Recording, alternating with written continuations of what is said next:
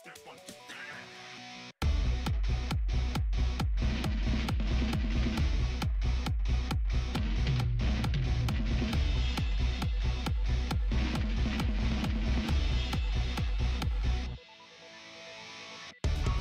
Fantasy, no more than a test, ever feeding off the fallacy, creating this mess deep down inside this bleak machine with all of the rest. Break free to phase electricity.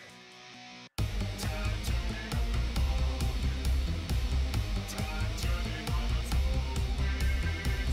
No time left to roll, turning back to where we began. Turn it to selectors, taste.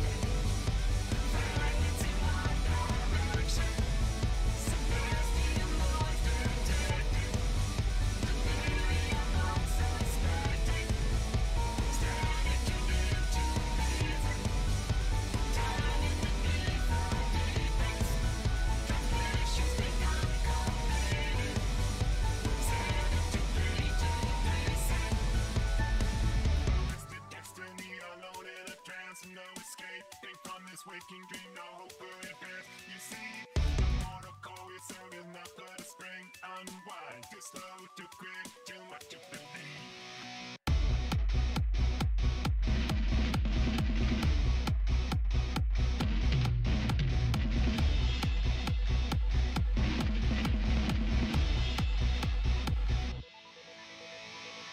Words of fantasy, you fail the test, ever forging all new fantasies, creating more mess direct. Through this brick machine with all of the rest. DC, dying, electricity. Falling back right into the system. Falling back on all those ways.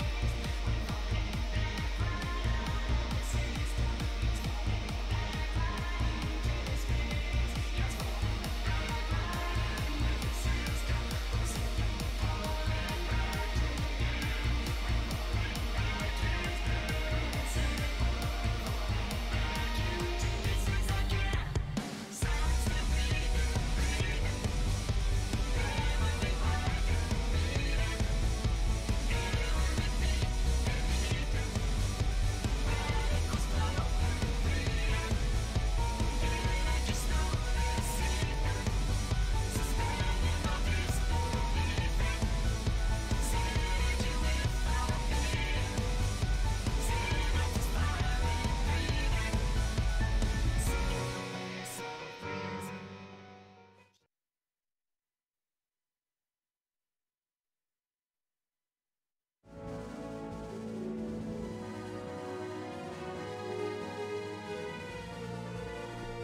Oh, hi there.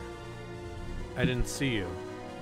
I was too busy battling ogres.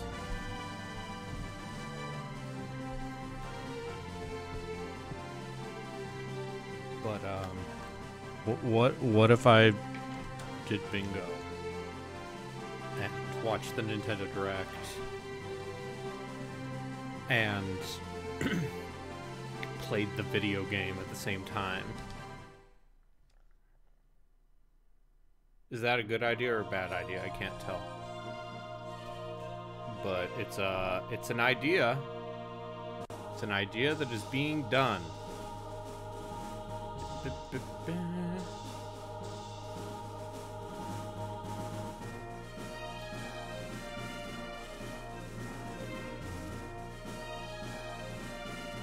So, what do you think the new Fire Emblem is gonna be?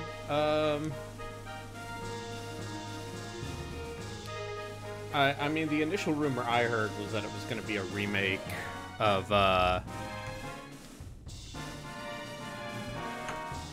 Emblem 6, but now I'm hearing remakes that it might be a new one. It sounds like something Fire Emblem is going to happen.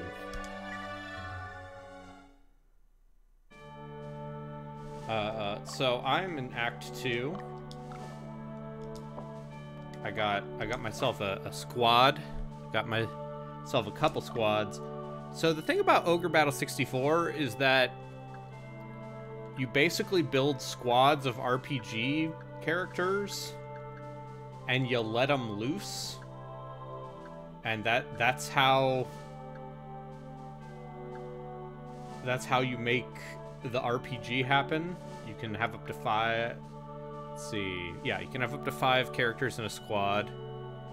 Yeah, it's going to be announcement of the 5th anniversary of Fire Emblem Heroes, and we all die a little inside.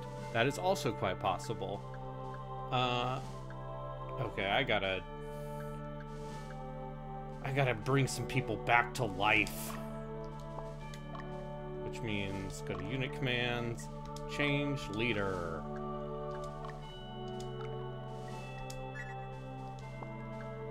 Because this is still a weird SRPG from 2000. So I have to actually go into maps and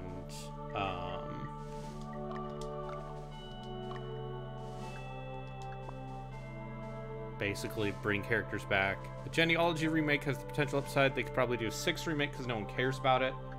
Yeah, that's what I'm thinking, is like they should remake Genealogy just because it's a better game. But I wonder.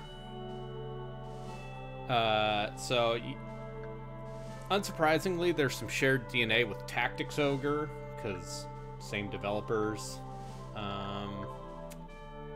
Let's see. What if we put the people?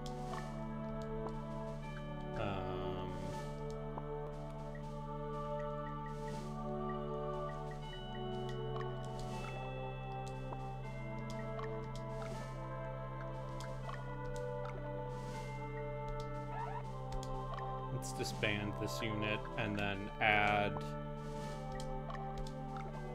You get some exciting menuing.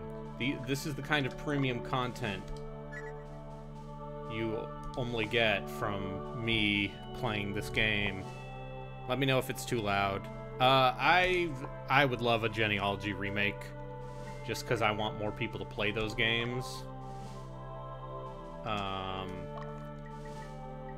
I'm gonna do an area investigation, because I think Genealogy of the Holy War is a bananas game. Alright, let's see. If I remember correctly, the village, what has all the revives is this one. This is definitely one of those clunky things that I feel like they should let you... Genealogy would cause discourse, because it has incest in it and intrigue. Alright.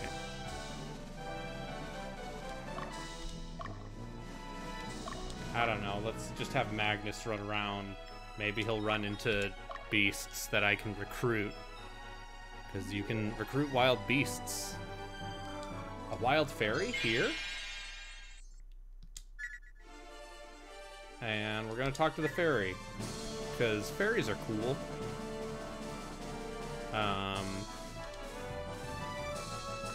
See, in Tactics Ogre, one of the main characters I used was a fairy, because fairies in Tactics Ogre were very good at casting debuff spells. And let's recruit a Hawkman. Oh. I want to recruit a Hawkman. Let me make sure this microphone is positioned correctly. Like, there's some stuff about Genealogy they'd probably have to change in a remake. But if you look at the Gaiden remake as some sort of standard, I feel like they could do a lot just going from there, because I think that remake of Gaiden is secretly real good. I do think it's really annoying that I have to go into a map, talk to a witch to revive my characters. Yeah, maybe they could make Deidre an actual character and not just an object. A poor character who just gets absolutely dumped upon.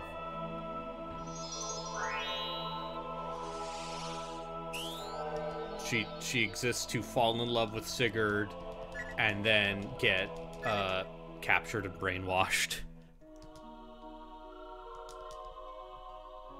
And then you get the fun stuff with Salif and Julia. And it's like, oh, I'm in love with this girl. And it's like, actually, she's your half-sister, dude. Don't be weird. And then there's the stuff in depending on who you match up in the first generation, you can also have cousins hook up in the second, which is another maybe you shouldn't do that. Yeah, Julia also suffers from being captured the last part of the game.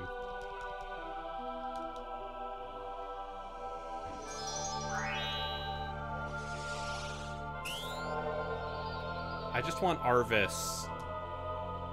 Like, you could do a lot with Arvis because he's a good. Arvis is a good character. All right. Now we can go back to just like, oh whoops, I got tricked by the. Actually, you know what? If, in the case they actually do,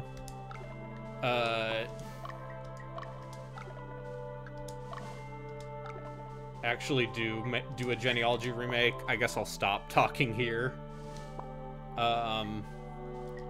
Because I think more people should play that game.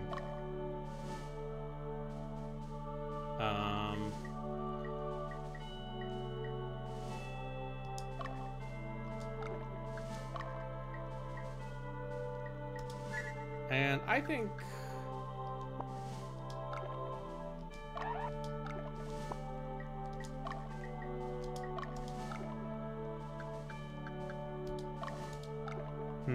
what if we add a fairy to this party? And then we got magic missiles. And then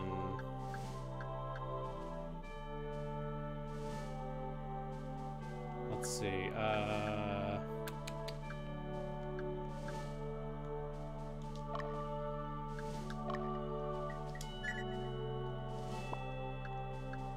basically fill up soldiers. So soldiers, yeah.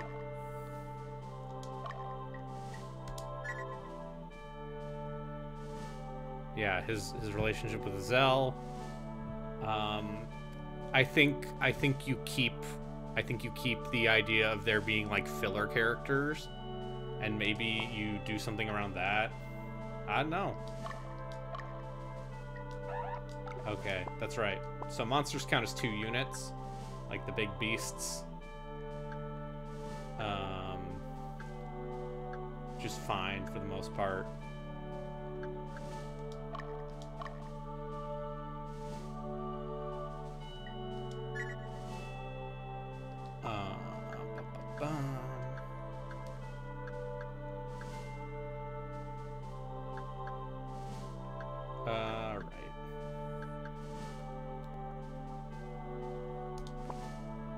But, you know, I am on record as saying that Thracia is one of the best games in the series, partially because it's deeply weird and hard. Okay, that's weird.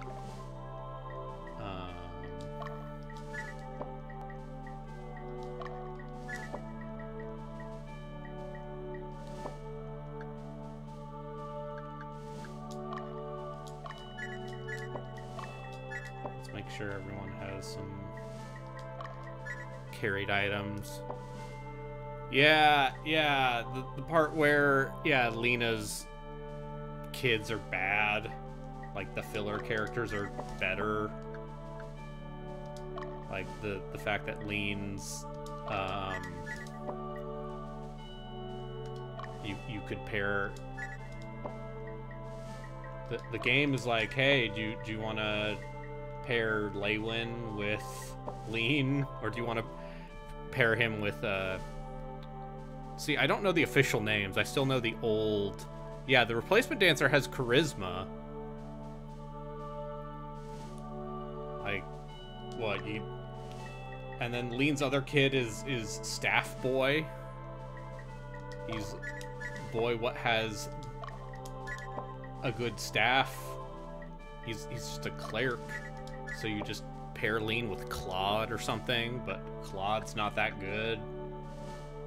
I don't know, Fortify Bot. Anyone who isn't on a horse or have a legendary weapon in genealogy is not that good. I would like them to make that a little bit better. Make the mere mortals like Alec and Noish.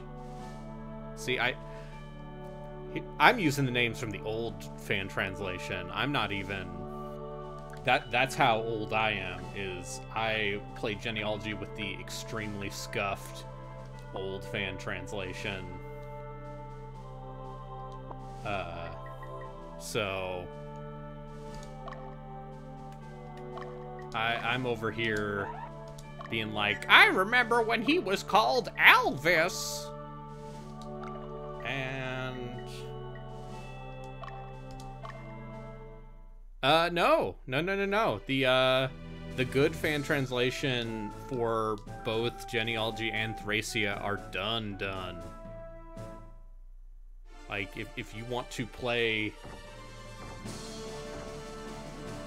if you want to play a good version of, anyway, I got animations off because I'm just grinding here because I feel like I need to grind up some of my, yeah, the new translation for Thracia I hear really good things about.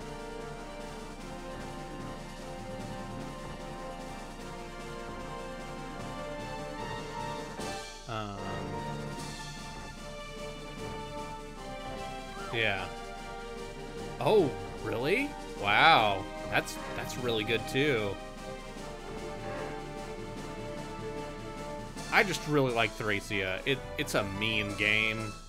It is a hateful game.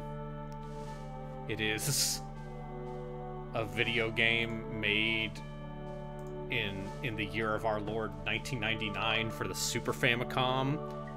You had to go to a convenience store and buy a blank cartridge, which is crazy. Like the Nintendo Power System. The Nintendo Power System of, nah man, you just went to a convenience store, like a game shop, bought a blank cartridge, and then downloaded games onto that from a station. That's like some Satellaview stuff almost. Do we want animations on while I'm streaming? Because I can turn on animations if we'd like a little more visual panache with our ogre battling. Also, I guess I can turn off the Nintendo Direct while we're waiting for the stream to start. You wasted a lot of money in Japan. Hey man, I know that if I had gone to Japan in, let's say, April of 2020, had the world been in a different place, I would have absolutely bought some complete horse shit. Just nonsense.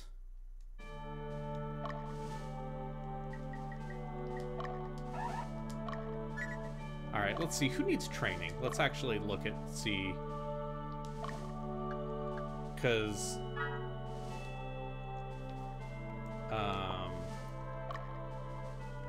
you can get real fiddly with characters if you would like. Alright, so Magnus and his squad, unsurprisingly, they're all like level 10. Because I've been using Magnus a lot. Okay, 10. 10. Okay. Got it. Cerberus. Oh, and now old games are expensive. 12. Oh, wow. Okay, your squad is good. Or Sayla the zombie.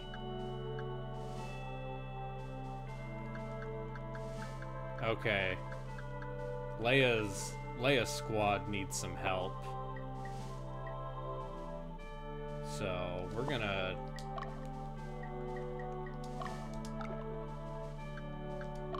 give you one of Magnus's Lancer fencers, I think.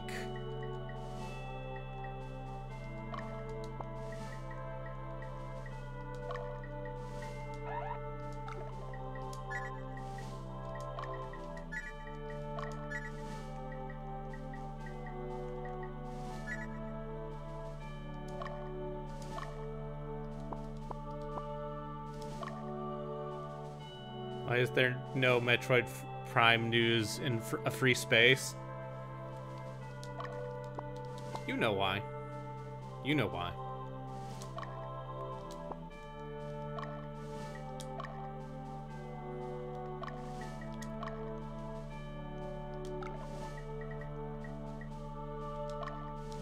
Is it this squad? Yeah.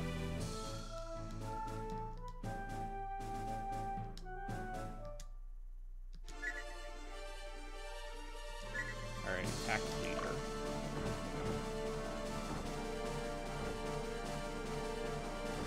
We will see another M2 before we see Prime 4. I wouldn't go that far, although now that I have everything intact, you know, we could play some Metroid Other M. Now that I got this retro tank and got everything, or I could just play it with the Wii U, I guess.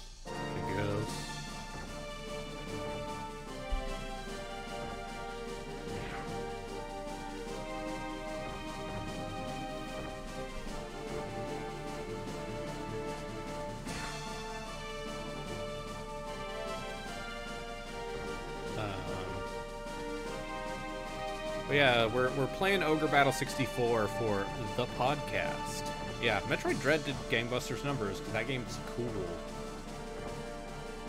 I like that game a lot. Okay, this is going nowhere, huh? Alright, let's see what happens if we attack weakest.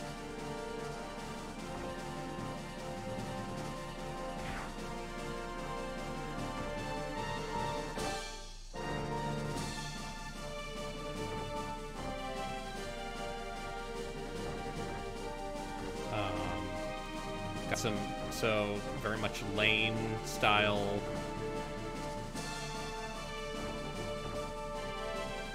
Alright, we gotta get this squad's DPS up, jeez.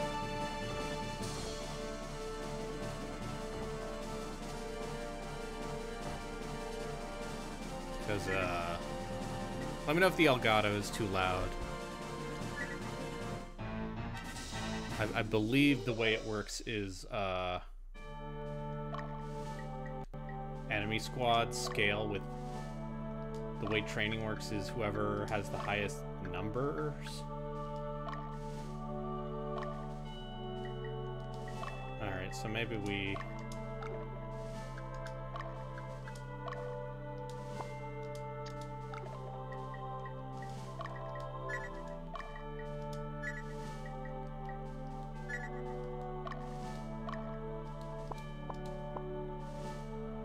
Because I've, you know...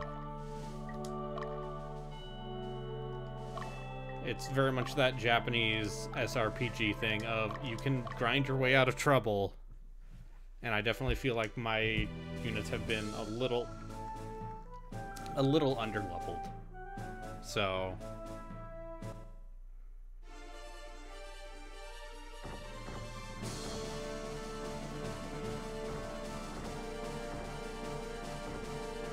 Let's get this squad up.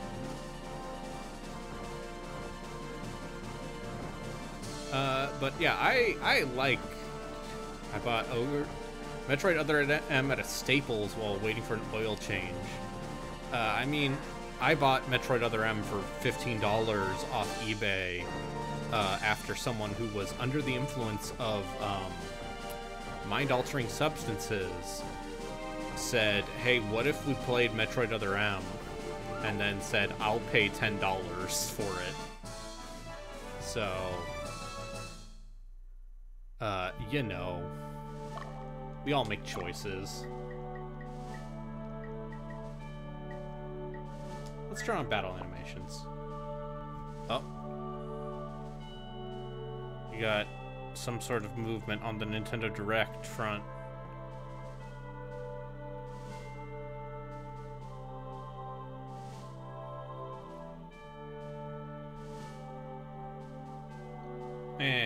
Still got 30 minutes. It's fine.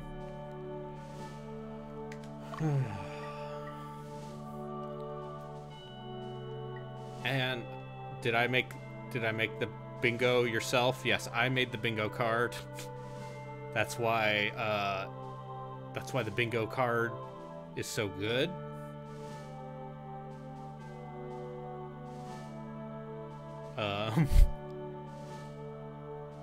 Yeah, I appreciate how specific people are with their weird Nintendo Direct.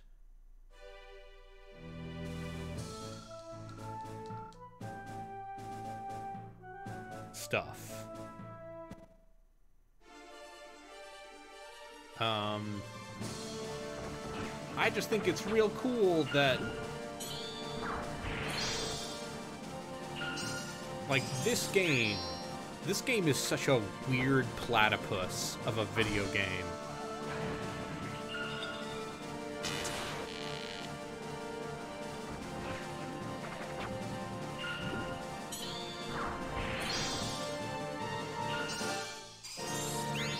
Yeah, Nintendo were the first people to discover you could actually just market stuff to people using the internet.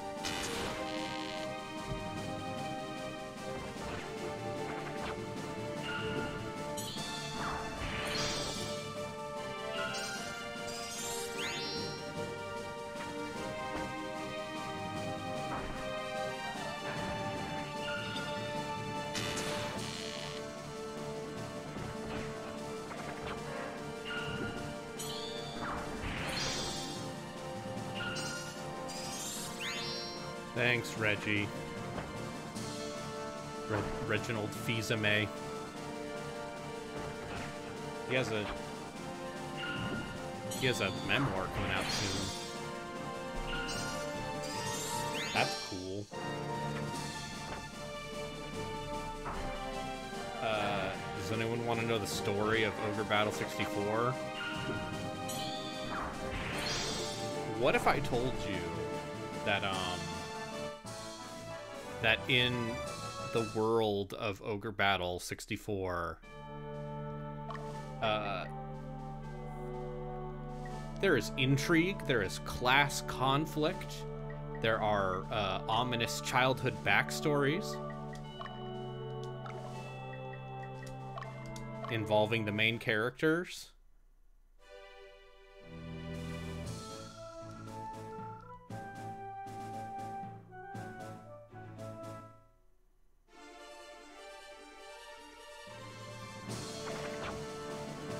Because,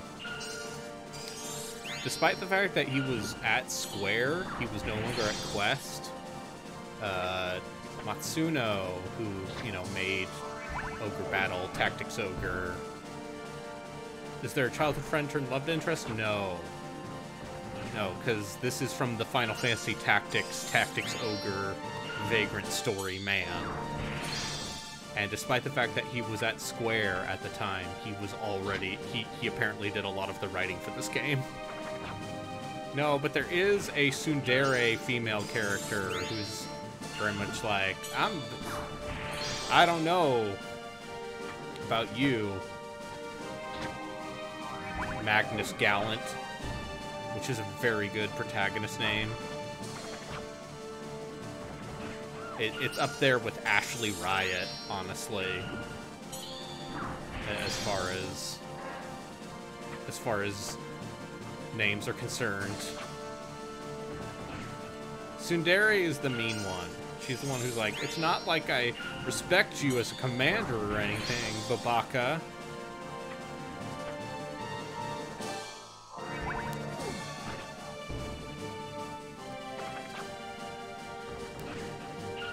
Hate these little demon guys.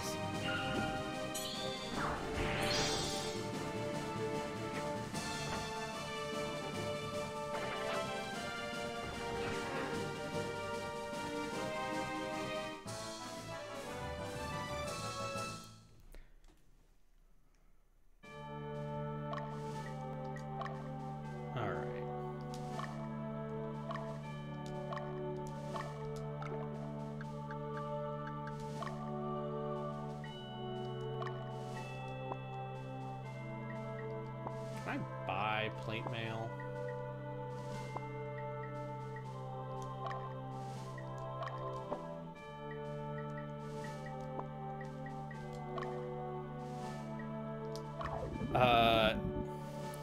The creepy one is Yandere. Alright, let's buy some plate mail.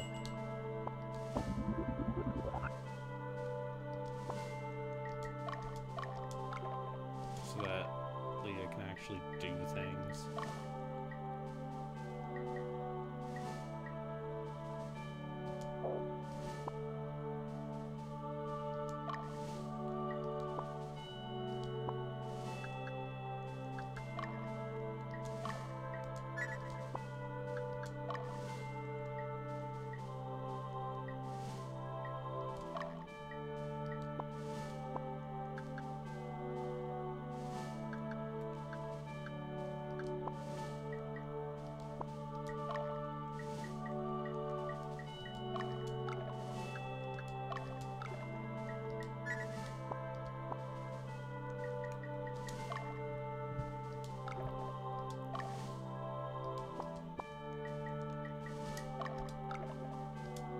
Do you like menuing?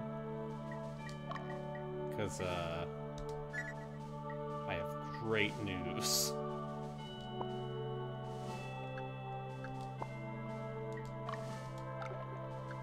Okay. Now let's,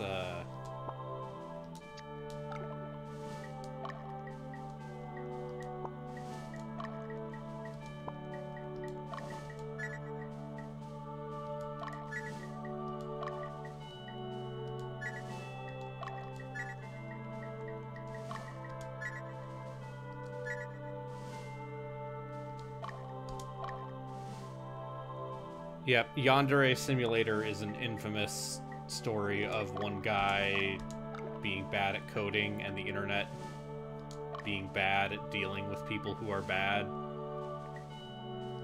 So, you know, regular stuff.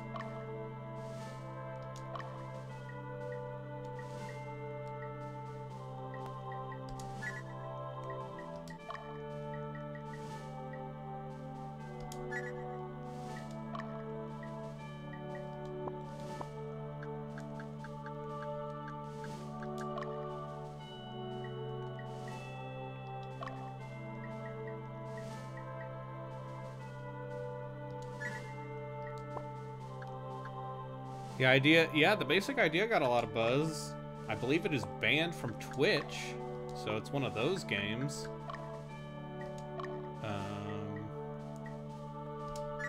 Might as well put you in ninja garb, give you a better whip.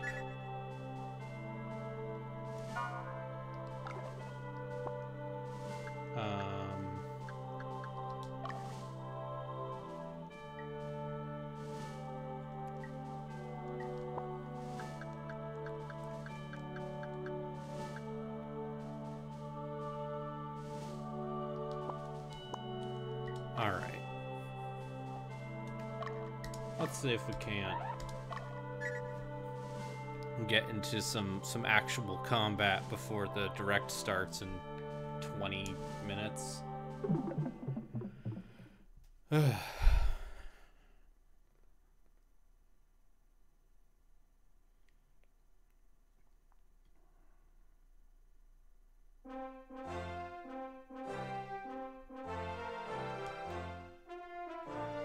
Were the Bull Malkins dragged into the war because of us? Are we to be blamed? Are you worried about what Raid said to you? Unfortunately, it's true that we contributed into bringing them into the war. But it was the Western Division, Palantinus, that dragged them into this. ...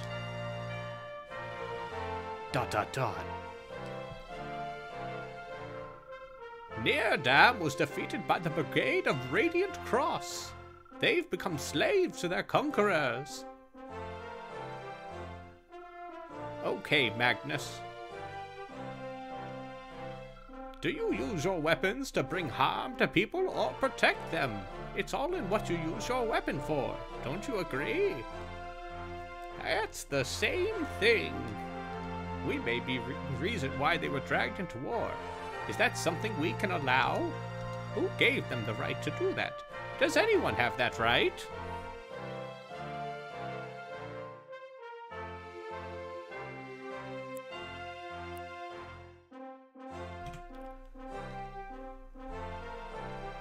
You looked up the Yandere simulator. This is our stat. Stay focused on your task. Alright. We'll begin at Fort Celestis. The original release of Fahrenheit Indigo Prophecy, I believe, is the one that has the uncensored naked bits. They've taken a southern town and are heading this way, and they have flying units. Oh. The enemy has done something to the bridge. Be careful when crossing it. Oh no.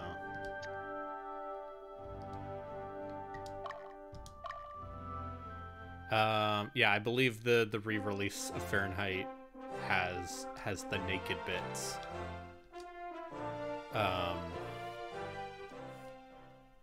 You know, and also I think you fight internet matrix aliens or something. I have never played Indigo Prophecy. All right, so let's talk about Ogre Battle and this weird platypus of a video game. So you got your squads, right? You got your homies. Let's give Troy another thing of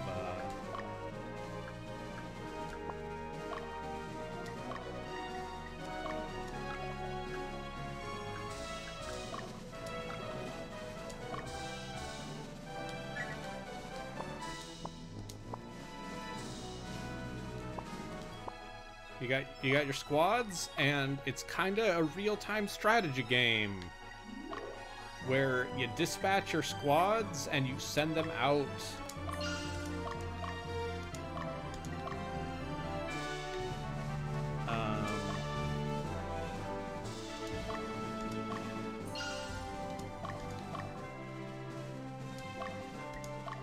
You send them out to capture towns and shit.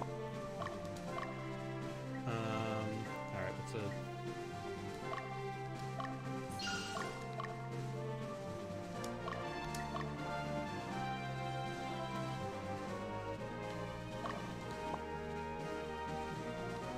And generally, you want to make sure they don't capture your towns.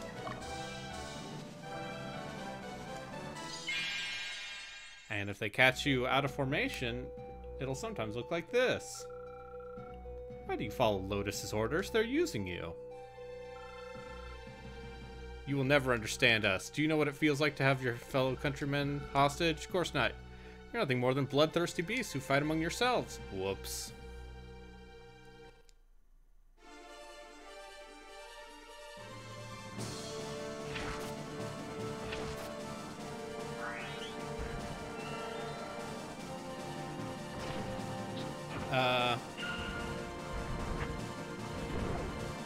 It's a weird little thing. It's a weird little platypus of a N64 tactics game.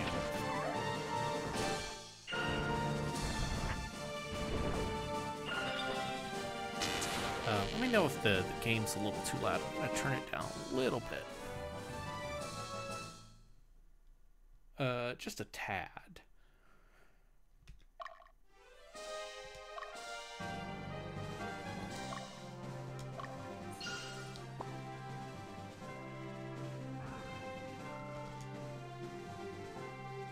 Now they won't catch us out of... Yeah. There's a little bit of King's Bounty there, for sure.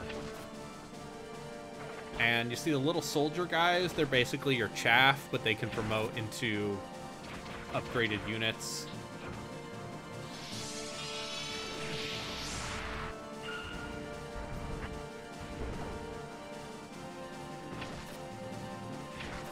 And you got your fun formation bits.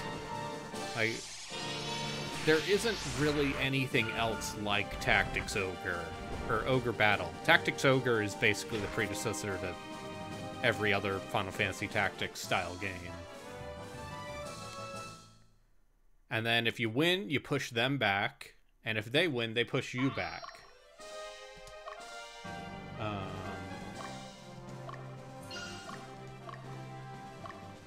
So let's have you go after this unit right here.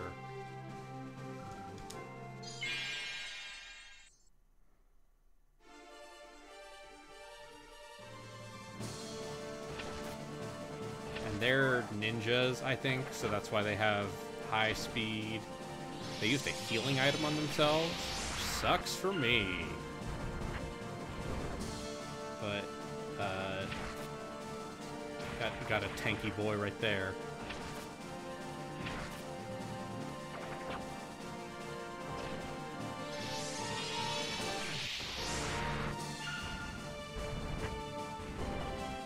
And this is normally why I turn animations off, just because it's a little slow otherwise. And your characters automatically heal when they're in a stronghold.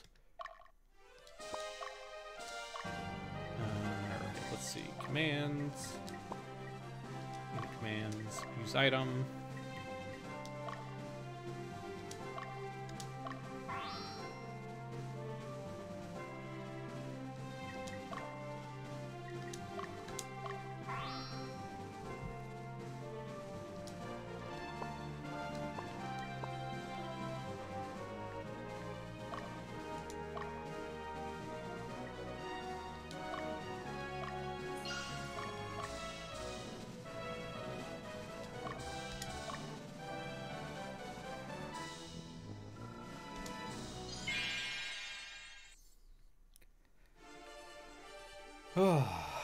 And I am playing this on the Wii U, by the way.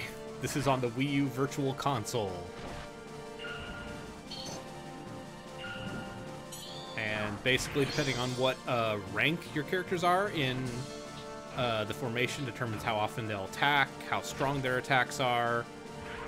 So you want to put like a sorcerer and a witch in the back row because they attack twice.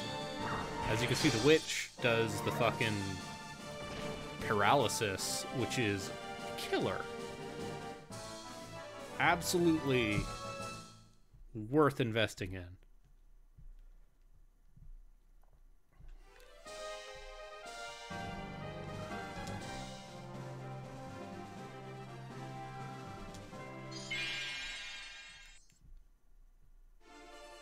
And so a lot of the strategy in this game just comes from building units that can either kind of accomplish different tasks or are good at bespoke. Alright, let's switch to attack leader.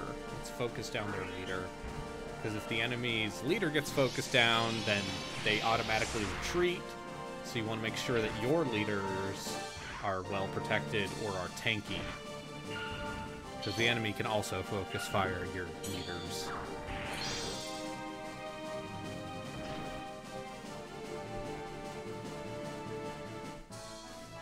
Man, it'd be great if there was a good new Heroes of Might and Magic game.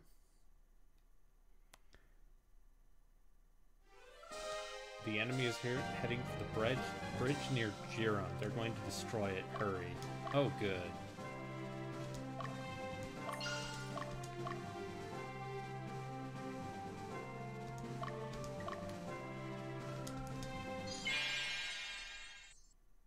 So, the thing I have noticed about this game that I feel like is very Tactics Ogre is just at some point it is not a game of high damage numbers. It is a game of it is a grind. It is because you're at the start, your classes can only attack like maybe twice per combat encounter. So a lot of it is just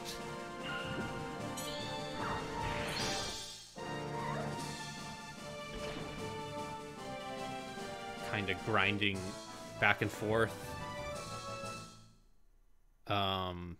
which is very Tactics Ogre, at least at the start.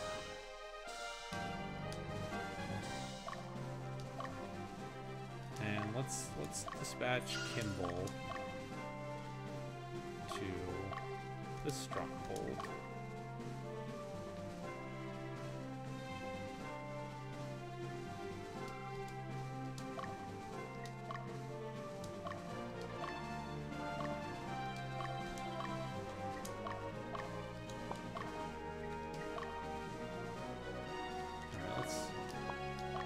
In the stronghold.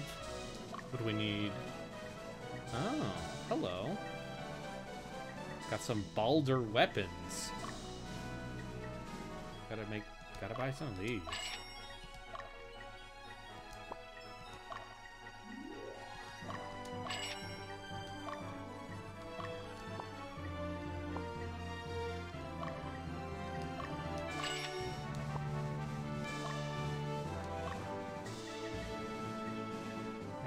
Hard leather. And then just buy a shitload of heal leaves. Because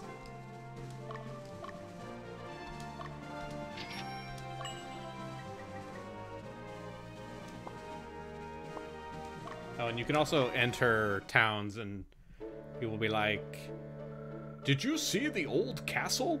Castle Zigeveld? Zigeveld was built by Nirdam to repel enemies from the south.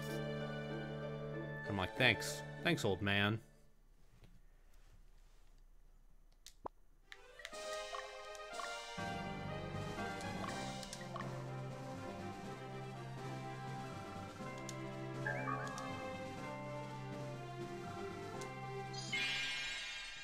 Got this is the Dragon Tamer party, so if you have a Dragon Tamer in your party, guess what? They do more, the dragons, they do more damage.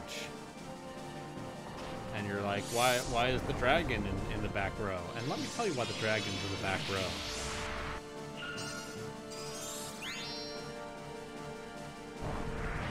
That's why.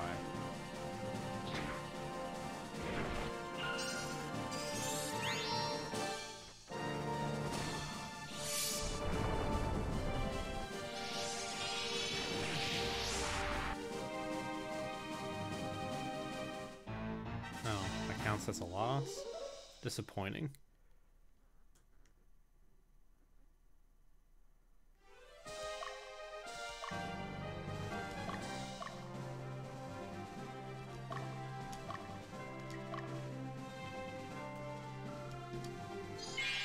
How many classes are there? A bajillion. Because they're also monster classes. Because of course there are.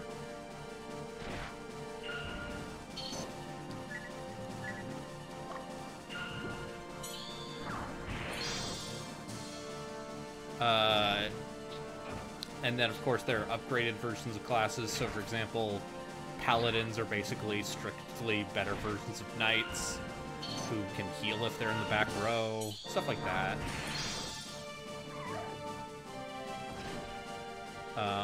I think it's basically the same classes that are in Tactics Ogre. Honestly, like...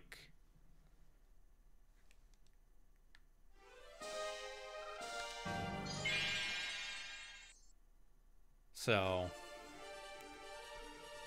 we got this Nintendo Direct happening soon, so I'm gonna put this up, and hopefully Nintendo won't get mad at me.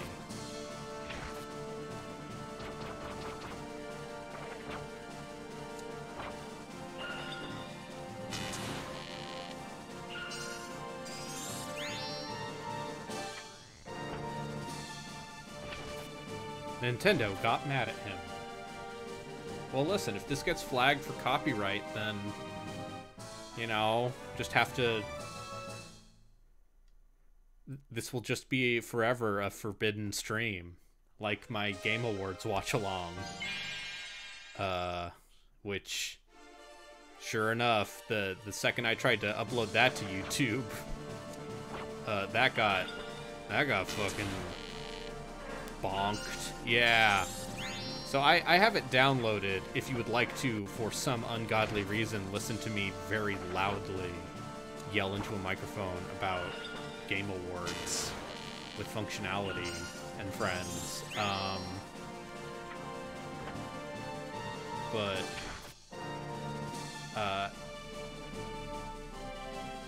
Yeah, it wasn't even worth uploading. Could always go the dark route and upload it to BitChute. I mean, I have the file. I don't... If you want it, I can give it to you. But it's... I don't know if it's necessarily, quote-unquote, primo content.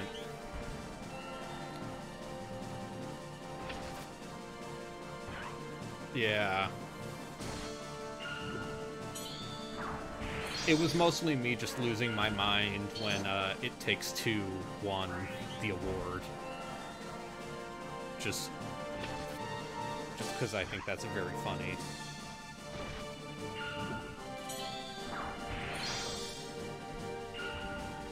And, you know, I figured I'd... See... Sweet, Ogre Battle 64 plus Nintendo Direct. That's right. Only the highest quality content here on Arbitrary Water, twitch.tv/Arbitrary Water. You can play along at home with the bingo sheet I made.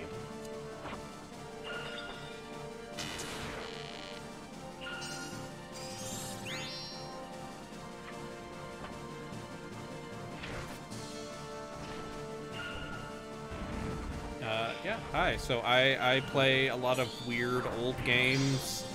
Some of them are good sometimes.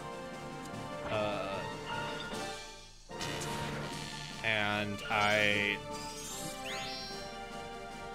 was inspired to do this nonsense right here. So if you like to see, you don't... I don't really play any games. I just watch people play old games that I used to play. Hell yeah, my dude. I'm here to play old games that people ostensibly used to play. I don't know any human beings. I don't know anyone who owned this game. Did you get Pokemon Legends Arceus? Yeah, hell yeah. So, the big benefit of zombies is that zombies are just fucking, yeah. I sometimes play good games. It's true. Legally. You're the only person you know IRL who played this game? Yeah. Yeah, no, I don't fucking know anyone who plays these. This was a strategy RPG that came out on the N64 in 2000. Like, you could not find a bigger mismatch of console and genre.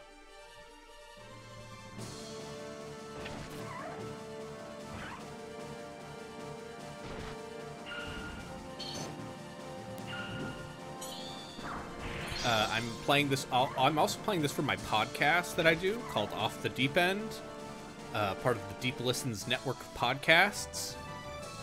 Oh shit! It's starting. I'm gonna mute the game.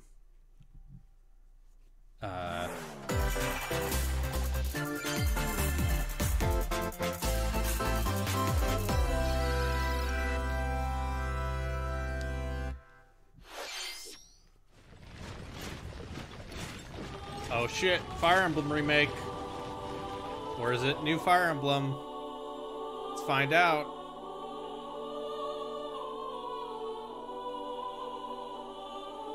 Oh. What the fuck, you motherfuckers? Fuck. God damn it. The cycle of this world. I will not allow it to perish with you.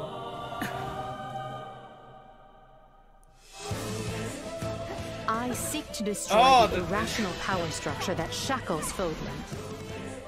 If the kingdom is ever to part ways with our bloody past, this is the path we must walk. I have ambitions, Edelgard. Real ones.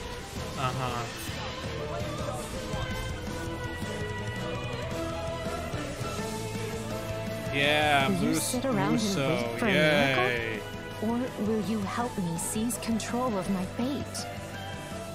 Yeah, yay. Muso. We shall fight. We shall survive. And we shall win a glorious future for Fodlan. Now that I know, I won't make the same mistake again.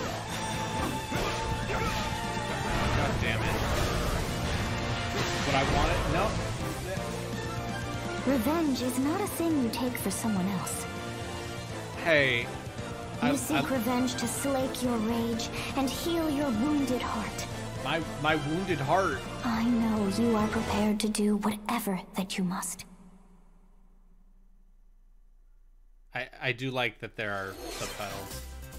Hello everyone, I'm Shinya Takahashi, and I'll be your guide for today's Nintendo Direct. I'm gonna make this a little bigger. What you just saw was the trailer for the Fire Emblem Warriors 3 Hopes game. We hope you'll look forward to a different story set in the same universe as Fire Emblem 3 Houses. Oh no, I looked over and I lost. Let's see the first batch of Nintendo Switch headlines. My fencer. The Orange Star Nation needs you. We've got more intel on the Advance Wars 1+2 Reboot Camp game. In the first campaign, Advance Wars, you'll advise a colorful cast of commanding officers and use their abilities in vibrant turn-based battles. Motherfucker, I played Each commanding officer is now voiced, bringing even more charm to these characters. Oh? You're gonna get hurt. I see right through your plans. Another full campaign awaits in Advance Wars 2 Black Hole Rising. Sure. More commanding officers and more diverse terrain can be leveraged for additional tactical opportunities, like blasting through pipelines to cross into enemy territory. In both campaigns, Like, hey, you can I fast really forward like gameplay Advance and Wars reset 1 your and 2. turns for a smoother tactical Hell yeah. experience. Flex your strategic Oh, and muscles they let you outside reset of your both turn. That's campaigns good. with additional modes. I don't like Go the for way high the scores units in the look. war room. Create and share custom maps in the design room. Or battle friends and frenemies in local and online multiplayer. Local and online multiplayer. Great. A++. Advance Wars 1+2 Reboot Camp marches onto the Nintendo Switch system April 8th. Pre-orders are available now on Nintendo eShop. Explore an infinite universe. In No Man's Sky, every star is the light of a distant sun, each orbited by planets teeming with life. Let's see. Travel to planets of your choosing in this infinite, procedurally generated universe. Here, you'll discover extraordinary lands and creatures that have never been seen before and may never be seen already again. doing real well on this bingo To survive, you must craft your own tools and even your own place to live. In this living and breathing universe, trade convoys travel between stars. Factions vie for territory. Pirates hunt unwary travelers. And the authorities are ever watchful. Your Blew up the journey may bridge. be fraught with danger, and actions have consequences. Traitor, fighter, explorer. How will you live in this universe? What are you talking about? That it's just a free space. No in the Man's middle of the Sky square. lands on What are you talking Nintendo about? Switch this summer. It's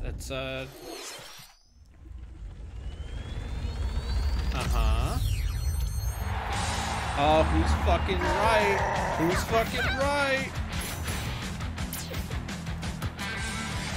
New Mario Strikers.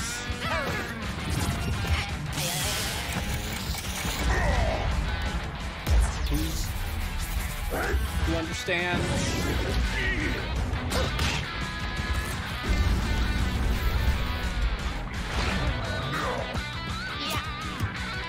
Who understands how I mean, Nintendo bought Next Level Games, so it checks out. Mario Strikers Battle League. Prepare for Strike, I would a play 5-on-5 sport Mario like Blood soccer Bowl. that's way heavy on offense. Aim for goals by dribbling and passing to teammates, as well as by using tackles, Blood Bowl. items, Blood for the Blood God. and Woohoo. crushing special shots. The main rule in this sport is to Did Mario rule just do a the jack field. shot? Yes. Try to score more goals than your opponents. there are 2 things to keep in mind that'll help you with your strategies. First, What are 2 things to the keep in gear mind? you equip. It changes not only your appearance, but also This your Mario stats game has like fucking speed, gear? strength, and pass accuracy. Customize as you see fit. Second, the Hyper Strike. The Hyper Strike. To activate this shot, grab an orb when it appears on the field and charge it while your opponents are distracted. Hit the net and you'll score not 1, but 2 goals. Okay, yeah. Up to 8 players, 4 players on each team can compete against each other on one Nintendo Switch system. Oh, that's cool. Soccer with the Wii. In addition to individual matches, online play will have an online club mode. Join an in-game club and compete for placement in the rankings. Up to 20 players can join a club. Wow. So create your own and invite friends and family to play alongside you. Or join an existing one owned by other players. Try to become the world's top club. With items, tackles, and Hyper Strikes. Anything goes on this field. Mario Strikers Battle League launches on Nintendo Switch June 10th. Pre-orders begin today on Nintendo eShop. Okay, yeah. The latest iteration of the Mario Strikers series is coming to Nintendo Switch. We hope you're excited for this anything goes battle soccer game. Next, please take a look at this.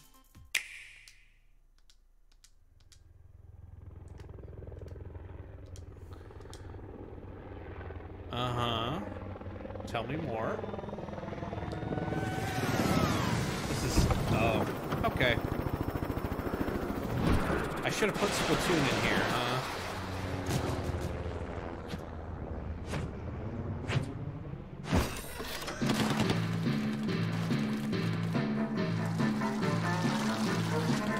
Surprise.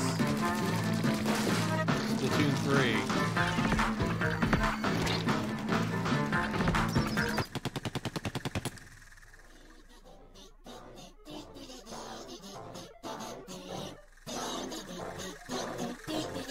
God, they've got grills.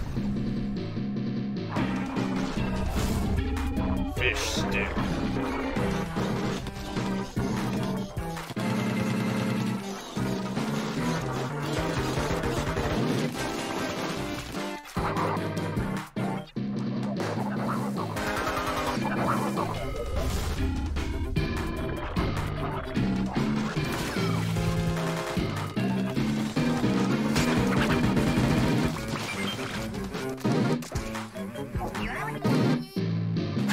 Yeah.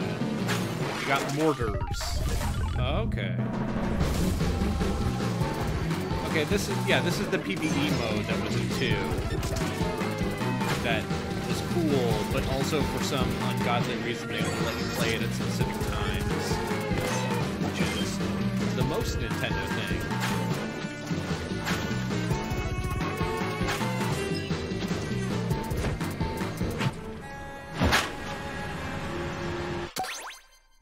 Yeah.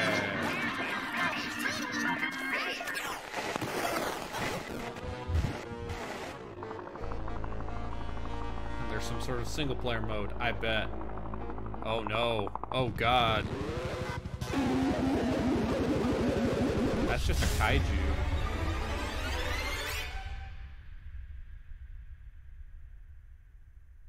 We showed you Salmon Run Next Wave. That was the trailer for the co-op mode in the Splatoon 3 game, the next wave of Salmon Run. A giant salmonid, one that's never been seen before, was also spotted at the end of the trailer. Will the Inklings and Octolings ink or swim? Splatoon 3 will launch this summer.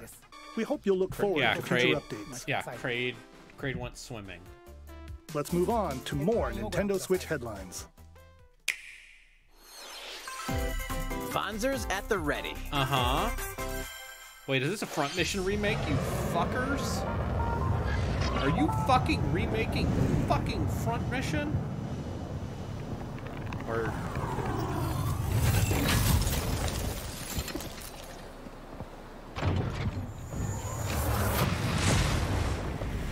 A full remake of the first Front Mission game is storming onto Nintendo Switch. In this tactical RPG, you'll pilot weaponized machines called Wanzers and lead your battalion to victory. Gain the upper hand in battle by aiming for enemy parts to destroy. Mix and match various weapons and parts to customize your Wanzer. Uncover the great storyline of this classic when Front Mission 1 Remake launches on Nintendo Switch this summer. And in the that future, counts as something the no sequel, one expected. Front Mission 2 Remake, will also launch on Nintendo Switch. Get set for a high-octane Disney and Pixar combat racer.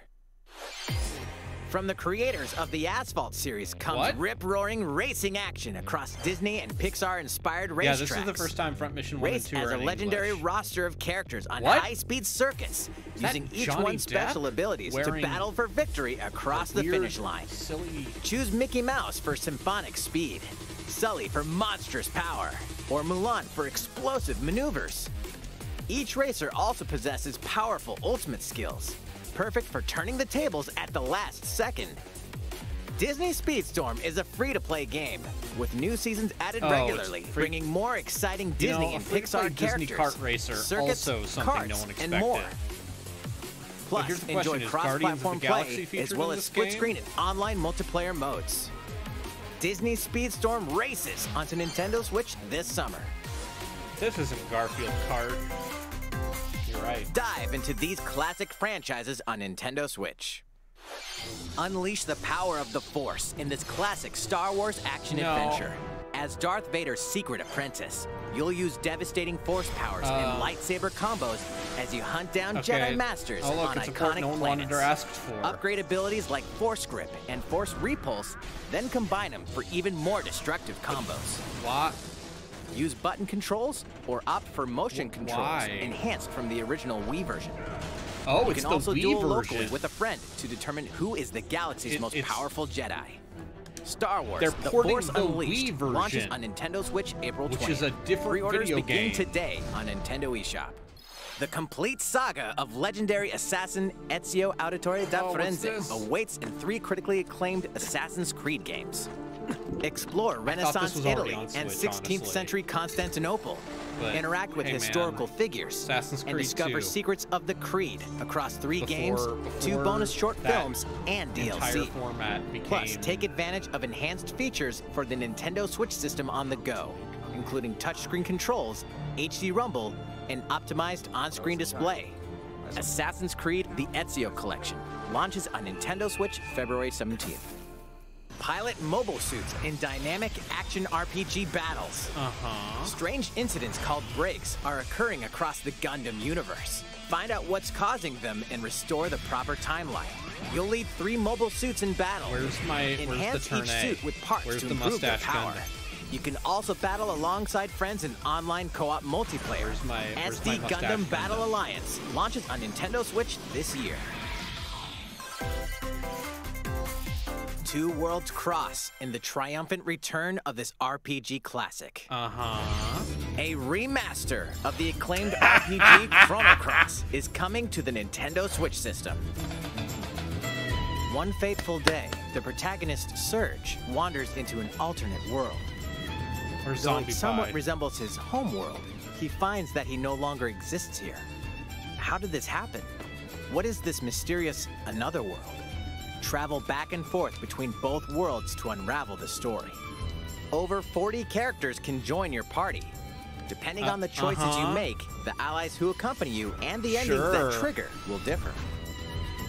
A number of improvements have been made to this remaster, like the ability to turn off enemy encounters and a newly enhanced soundtrack. Oh yeah, because you can. Plus, because most of the Radical regular Dreamers, encounters are a waste of originally time. released on the Satellaview, is included. Oh shit! Experience the origins of Chrono Oh, Cross in this shit. text-based adventure. No, this is actually Chrono like, Cross, the Radical Radical Dreamers Dreamers is Edition, actually a big dashes deal. and slashes its way Shit, onto Nintendo man. Switch April 7th. Pre-orders begin today on Nintendo eShop. That's bananas.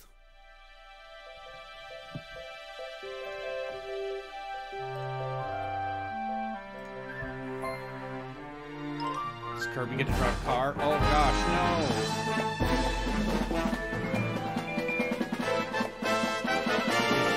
Murder Kirby.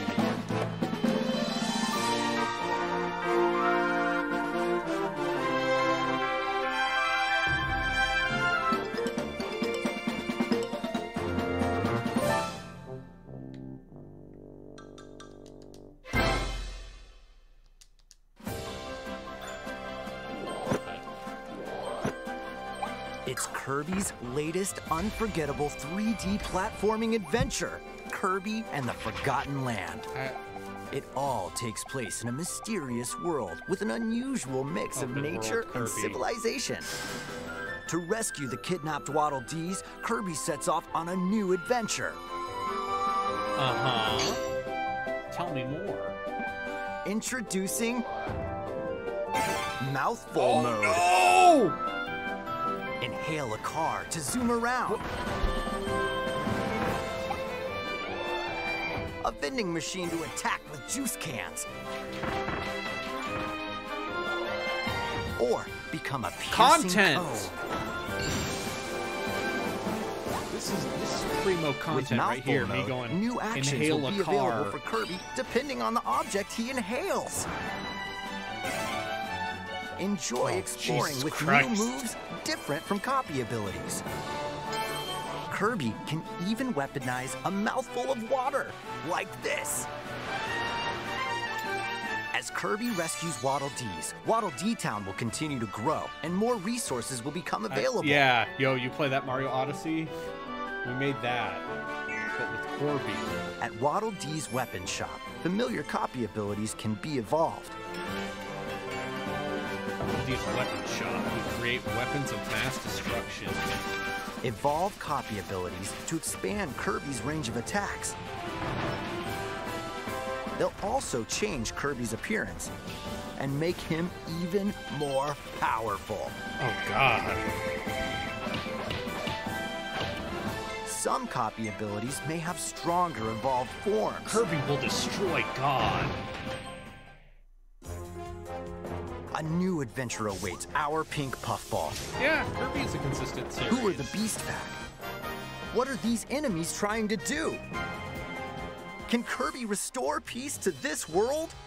You mean this Kirby destroyed and the Forgotten world? Land launches on the Nintendo Switch system March 25th. Oh, wow. Pre-orders are available now on Nintendo eShop.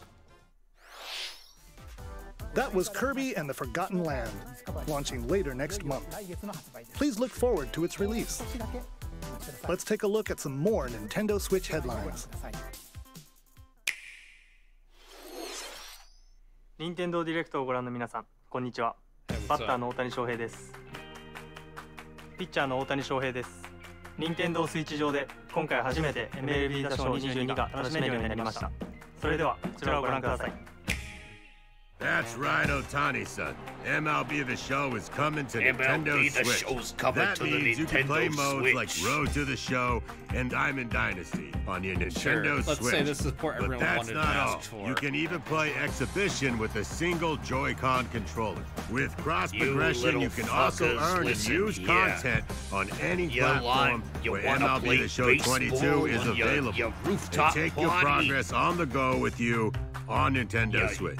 Have friends that play MLB The Show 22 online matches on other consoles? No need to worry. You can invite them and play online. But hey, yeah, I think it's cool that... I knew you were a true two-way player, but this is ridiculous. Sheesh. You're gonna have your hands full of games with these collections. 3 Kingdom Hearts collections are almost here.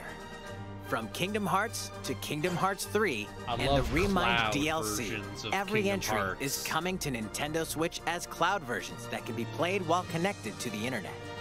Relive or get to know these heart-filled adventures alongside Sora, Donald, Goofy, and more for the first time in TV, tabletop, or handheld mode. Kingdom Hearts Integrum Masterpiece for Cloud, containing all 3 game collections, soars onto Nintendo Switch tomorrow.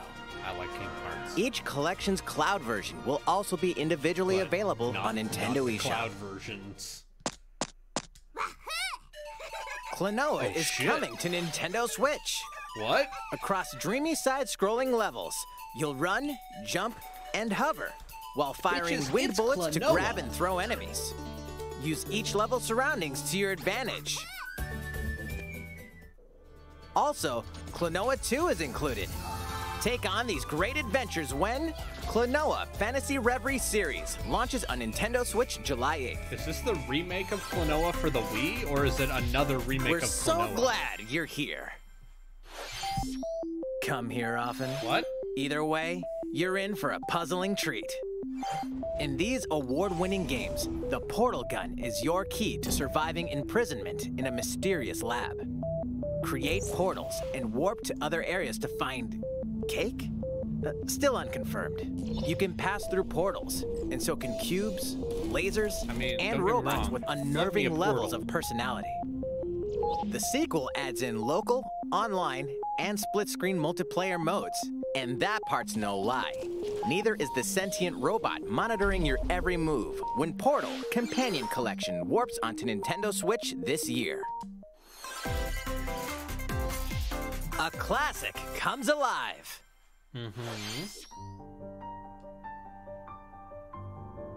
Oh, this is the Dragon Quest III remake, isn't it?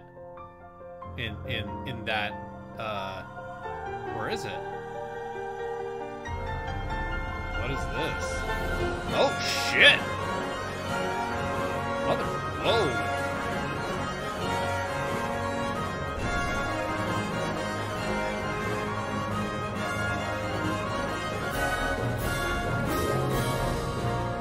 Count as an old Nintendo franchise. Previously unreleased outside of Japan, the RPG Live Alive makes its overseas debut, now in HD 2D. Multiple stories featuring different protagonists and time periods await. The order in which you tackle them is up to you. Prehistory. A tribesman comes of age in a world without words. The Wild West. A wanderer with a bounty on his head fights for his life. Imperial China. A kung fu master searches for a worthy successor. Twilight of Edo, Japan. A shinobi undertakes an important secret mission. Present day, a martial artist strives to become the strongest there ever was. The near future, a youth with psychic powers takes a stand against evil. The distant future, a newly built robot is swept up in a tragedy in space. What other stories are on the horizon? You will repay my loyalty in death! Live Alive launches on Nintendo Switch July 22nd. Here I was making goofs. Pre-orders begin today on Nintendo eShop. How was that? Next up is this. Fuckers? It's a new iteration of the Wii Sports series. Nintendo Switch Sports. An old Nintendo franchise gets a revival. That counts. Here are the sports included in the Nintendo Switch sports game. You might recognize these three from past Wii sports games.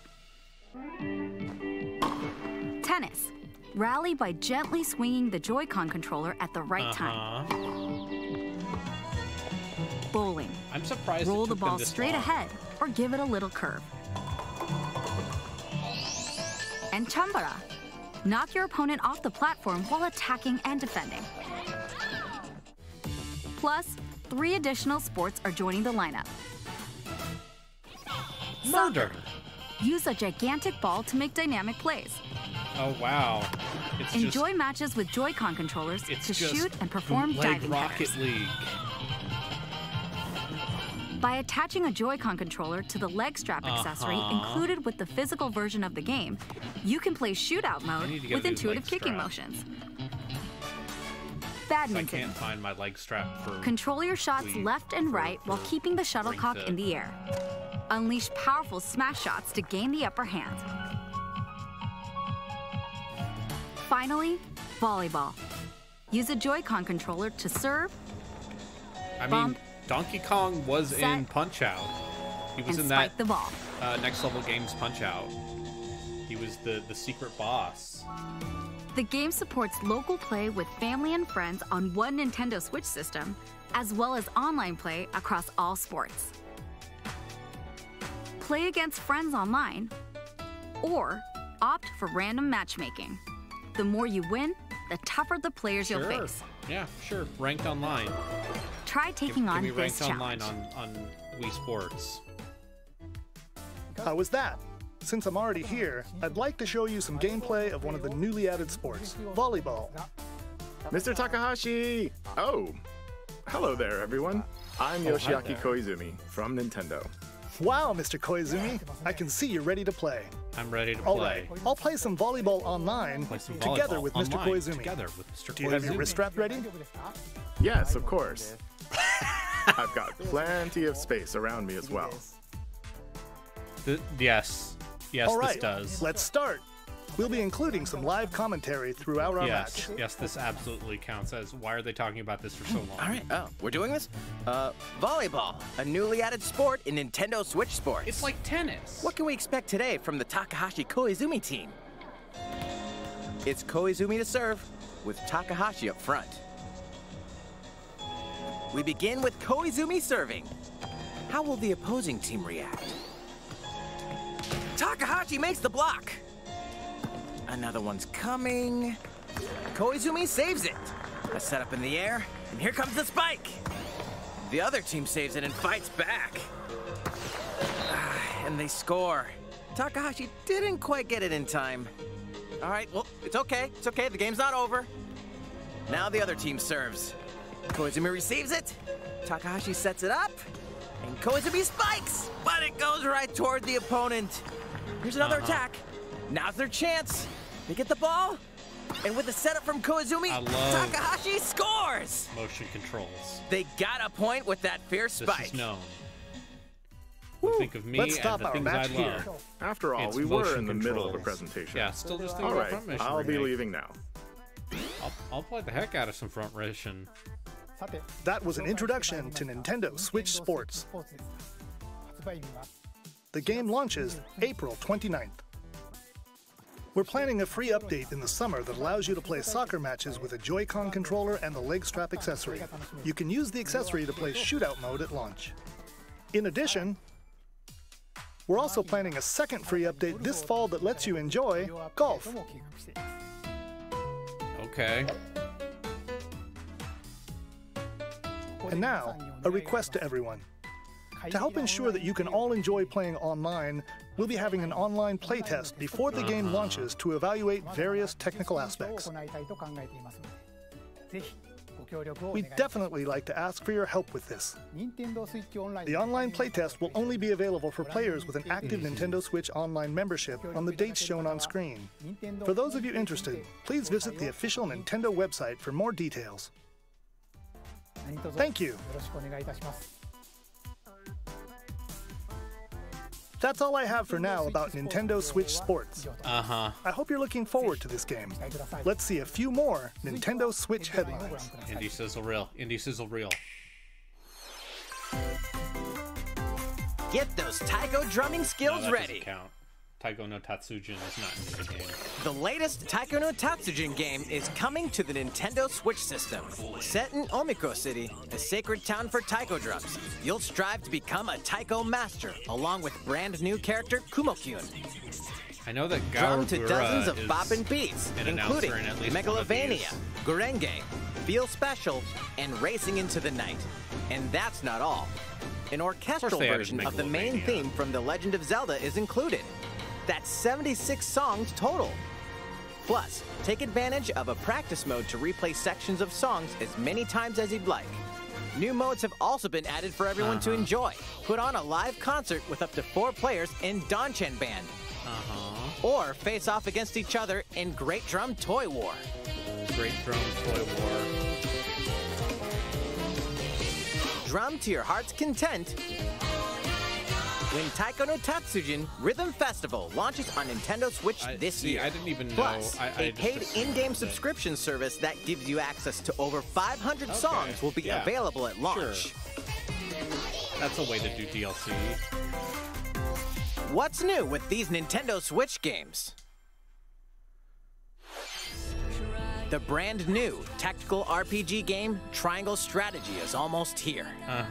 The protagonist, Okay, Sarah 5 Noah, minutes. and his allies will be engulfed in the conflict among 3 nations. Your choices and conviction will determine their fate. As Lord of House Wolford, I solemnly swear an oath by which all future lords shall be bound. I will never turn my back on the promise of a better world. A new demo playable to the end of Chapter 3 will be available on Nintendo eShop later today. Try that. Save data from the demo can be transferred to the To know full if that game once is purchased. any good. More Cuphead action awaits in the paid DLC, Cuphead: The Delicious Last Course. Here, you'll explore a brand new Inkwell Isle, defeat a bevy of new bosses with wild personalities and even wilder attacks. The clever Miss Chalice is a new playable character. Take down fearsome foes with her double jumps, rolling dodges, and more. Cuphead: The Delicious Last Course wallops its way onto Nintendo Switch June 30th. A free update is coming to the Metroid Dread game. All it takes is one hit. Even from this. Getting hit even once causes a game over in the brutal Dread Mode difficulty. Okay, Can you for the face crazy this new people. challenge? Set And for the players new to the steadfast. Metroid series, take advantage of increased recovery with the newly added Rookie Mode. Whose orders are you following? Serraid. This free update launches later See. today. That's all. You are dismissed. A second free update in April will add a boss rush mode, in which you'll battle bosses continuously, one at a time. Okay, sure. Something's bound for Nintendo Switch.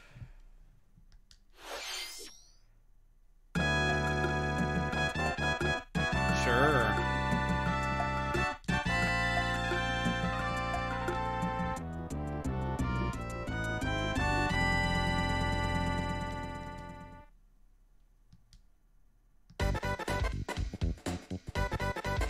Sure.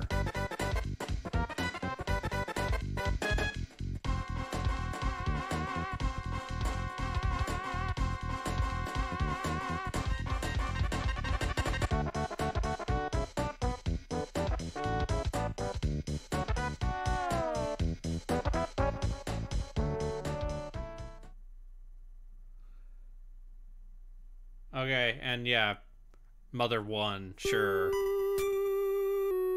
Because they already put Mother 1 on the Switch, or the Wii U. So, yeah, that checks out.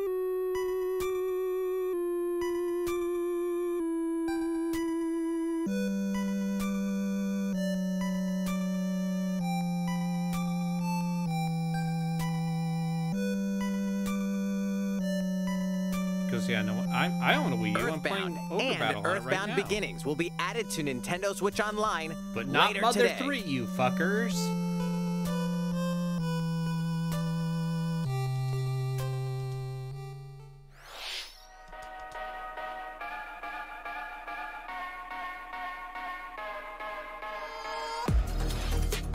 Okay, this counts.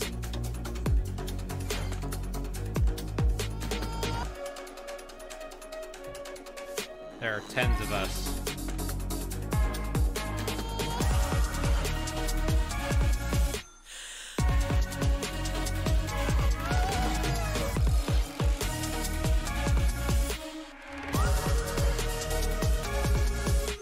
Let me get the Sakurai one. Yep. I am Masahiro Sakurai. Please help.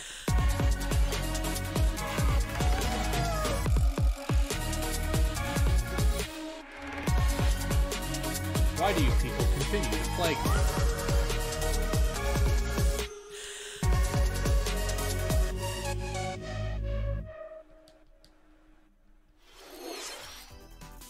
What did you think?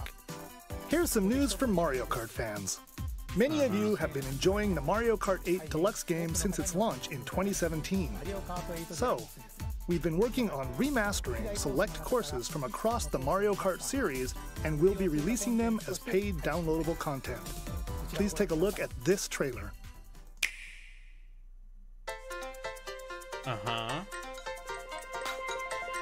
They're actually adding new courses? Or what?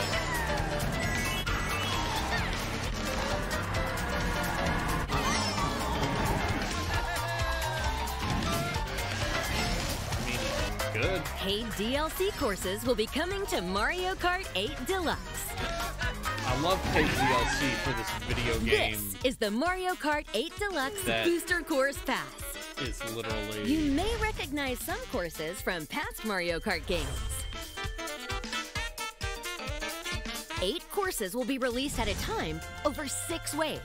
That's 48 Holy additional shit. courses we plan on releasing by the end of 2023. Yeah, DLC for a 5-year-old game. Courses no, it's such older than as that. Coconut Mall, Mario Kart 8 was like 2018. Or Choco Mario Kart Mountain. 8, the original version of Mario Kart 8 was and Tokyo 2014, Blur will I be think. included in the first wave. Of course, you can play these courses locally and online.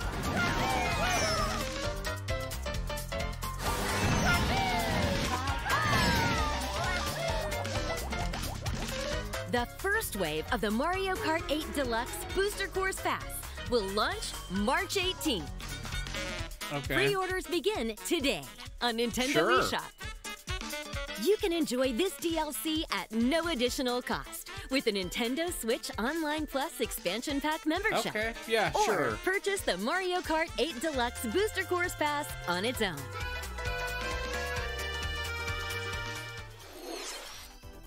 How was that? I hope you're looking forward to the additional courses in Mario Kart 8 Deluxe. This next segment will be our last announcement. Please take a look.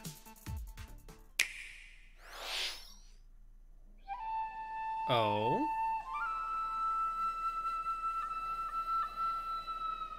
Fighting in order to live, and living to fight. What's this? Oh, this is Xenoblade 3, isn't it? That's the way of our world. This is Xenoblade 3. Ionios. Tell me, what would possess you to side with them? We're fighting because there are enemies to kill. Oh, it's Nea! Refuse to believe you're him. I knew it. I saw this coming. You're not enemies now. Fine for you, isn't it? All that time you've got. You could try to move forwards again. How can our lives be so snuffing little to you? They're not your friends anymore. Oh, blimey!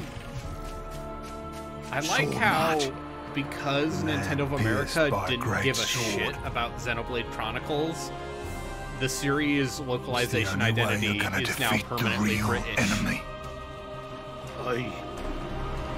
Whatever life is lost, I won't let you soldier it all alone. What good filling up these flickering clocks in our eyes? It'll never replace the friends we've lost. The flame clock. Boy, I'm gonna break some legs, yeah?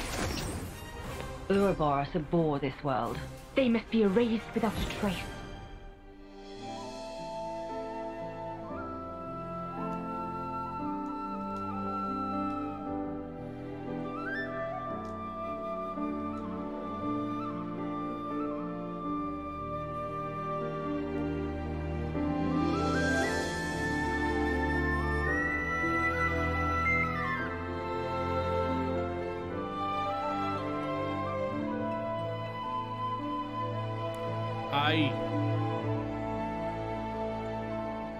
Know what time it is?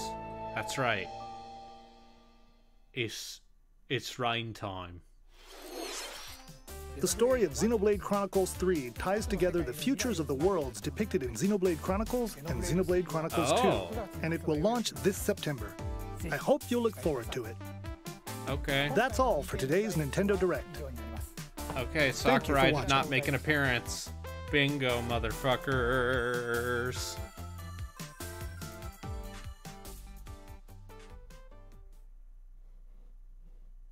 Bingo.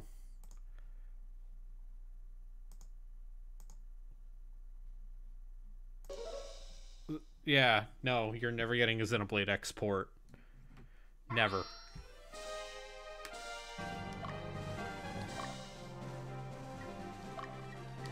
Never.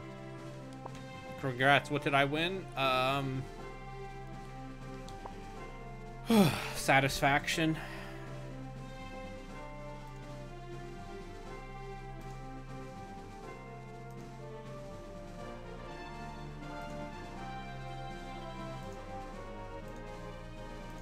I want a Muso Fire Emblem game. Wow. I'm so excited for Muso Fire Emblem. Hooray. I love me a Muso. Muso. Muso.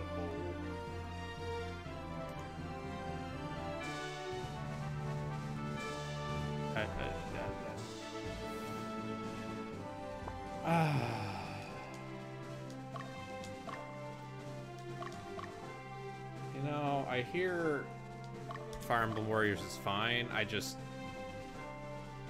fundamentally, philosophically can't with that game specifically.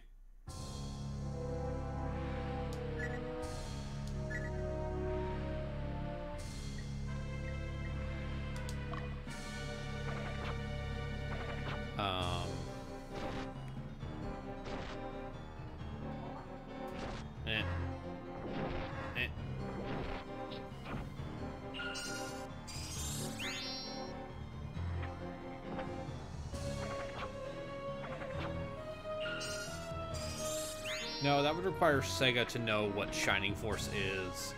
Oh yeah, no, this is all going bad. Yeah.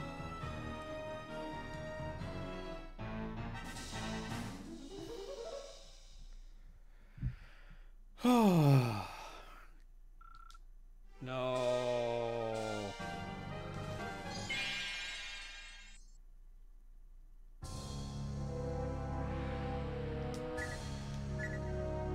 Attack leader.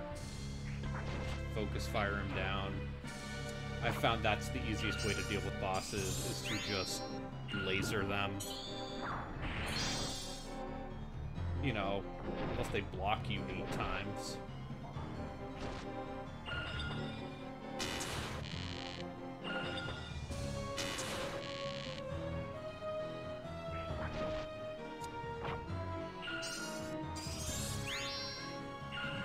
I should probably unmute this so I can still hear the exciting.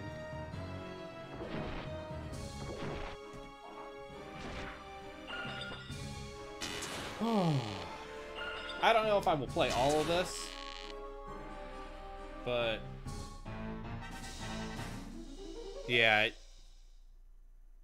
can always grind with random encounters between missions. Yeah, that's kind of what I feel like.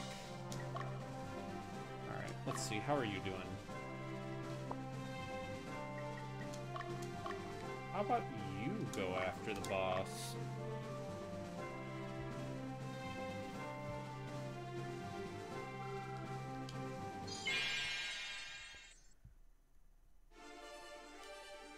I do think the thing that will kill this game for me is probably just the grinding.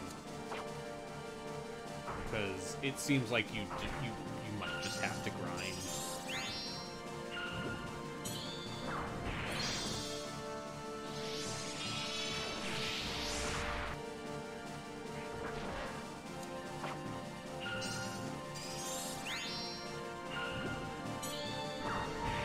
Anyway, Chrono Cross, huh? That's a video game.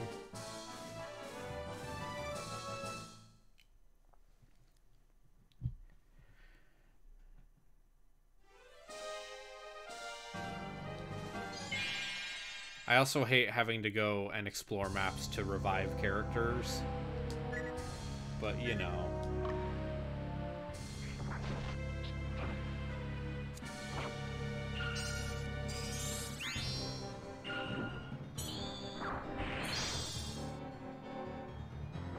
Late game classes can get pretty specific with prereqs. Yeah, I bet.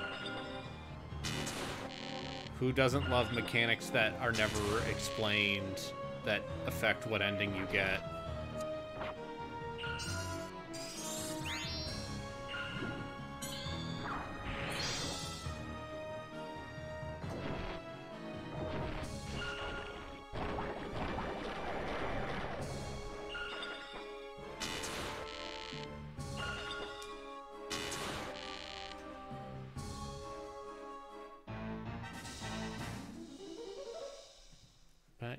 got that push and pull.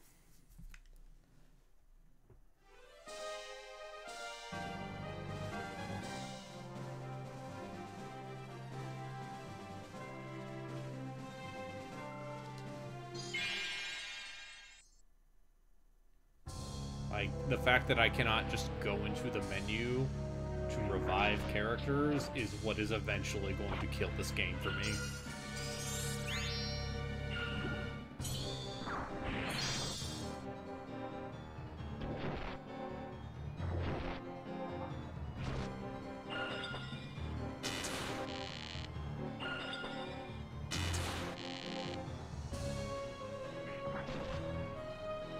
Yeah, I defeated my dad in anime fashion. I have overcome my father.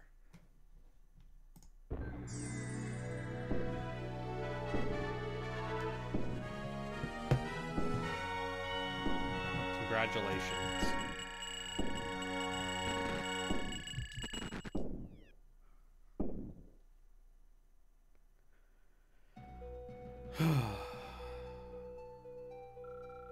You've become strong, Magnus. But you are still not strong enough to change this kingdom. I am not the only one standing in your way.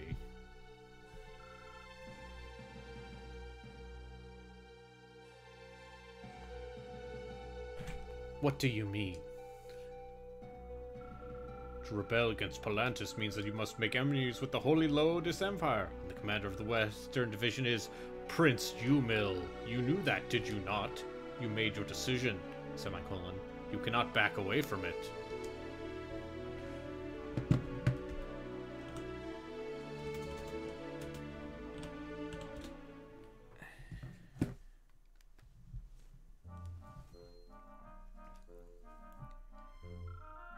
Should we follow orders and free them or use them to our benefit? Is that the right thing to do? You have 3 choices. They do include defying your orders. I don't care, just tell me. Alright then, the first choice is to follow orders and liberate the mining facility. We'll likely encounter the enemy garrison. The problem is we've involved the people working there as well. Doubt there'd be a large number of casualties.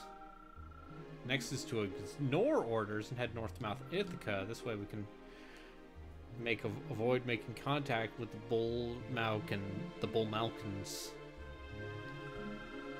Drawback to this battle is the Western Division would take place sooner. And the last choice is to head west towards the sea and liberate the Sable Lowlands. We may be able to find a good solution to the problem. Not solution, but you never know. Are any of these choices going to work out for us? No. That would be nice, but life's not that easy.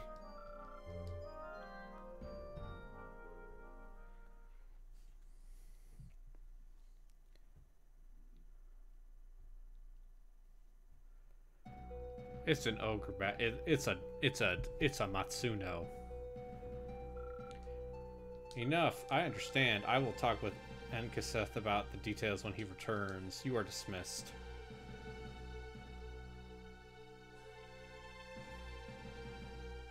This lady's gonna be like a dark witch.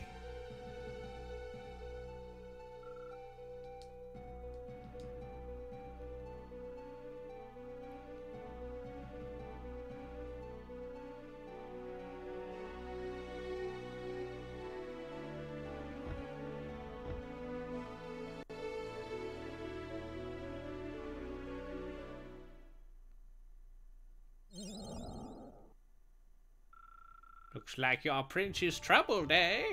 See? Witch. How did you get in here? Don't you worry. Say, Mari, do you want to help your prince? Want to blood sacrifice?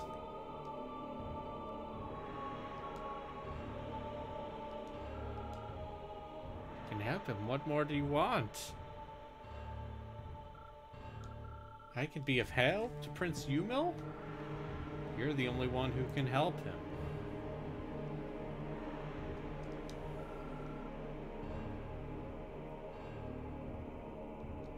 Uh-huh.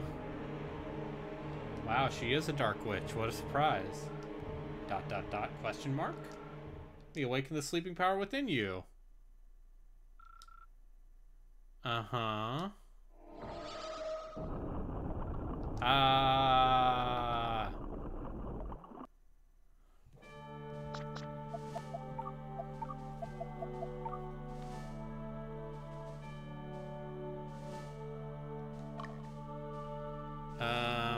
Yeah, that's definitely not suspicious.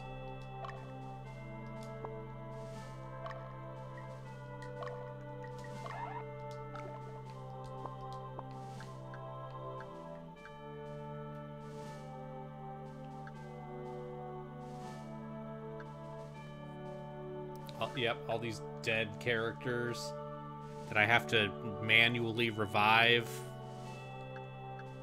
Wow, what a SMH. Listen, I was watching a Nintendo Direct. And sometimes the game speed goes too high and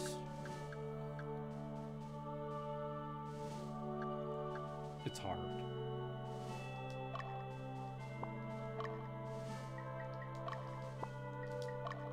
Now I have to manually switch the leader of the ones that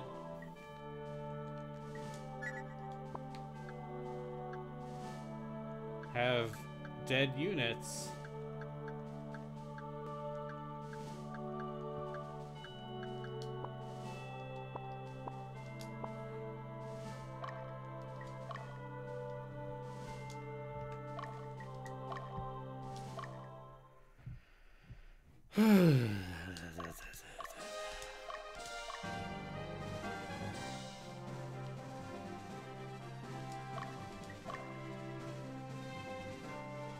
I don't actually know where the witch hut is on this level. Probably should have picked a different level. Oh well.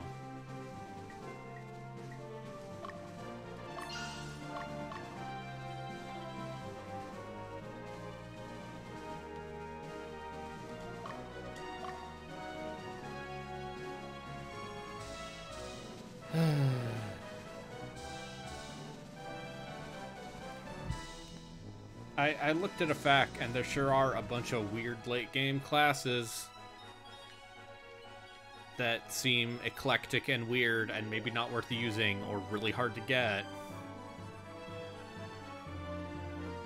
But hey, that's neat, right?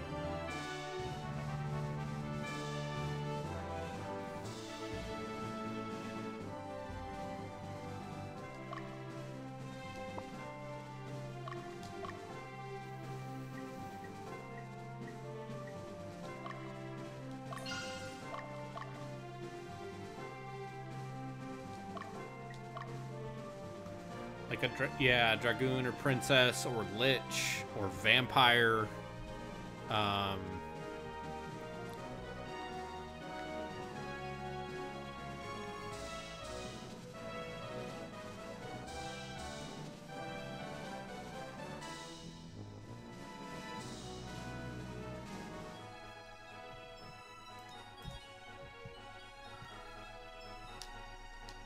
Alright, is the witch hut in here? No.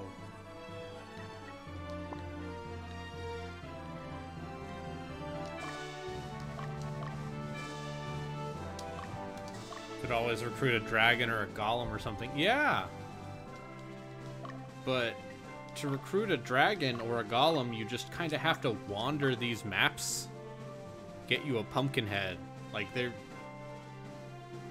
The way you recruit monsters is literally just, I'm going to move my units around this map until something happens. And then I'm going to hope that I can recruit them.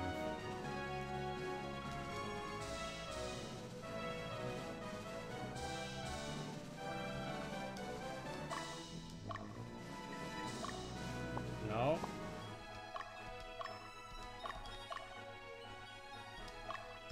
Is there a witch hut in here, or is there just not a witch hut on this map?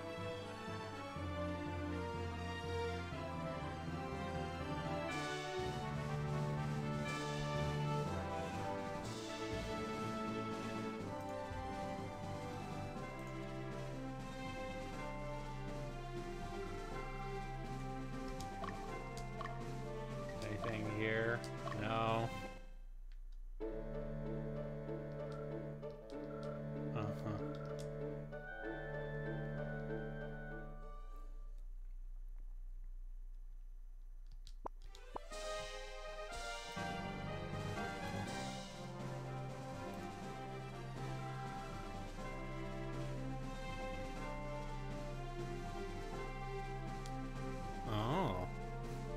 Also, apparently, they're bringing back Futurama.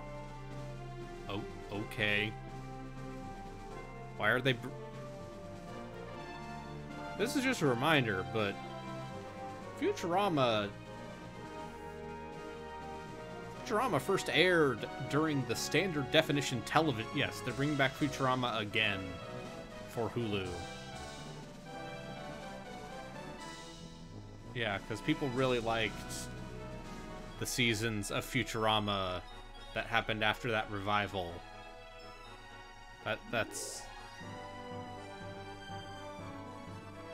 Yeah.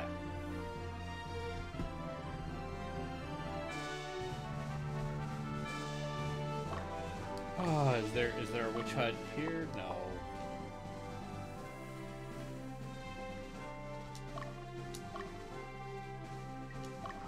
I like a Futurama.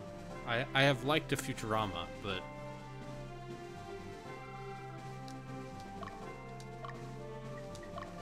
Okay, here's the fucking witch den. It was in this one the entire time. Oh, you're not here for that. You came here to see me? Thanks, old witch. I picked every town except the one that had the witch den, because this is what we call fun video game design.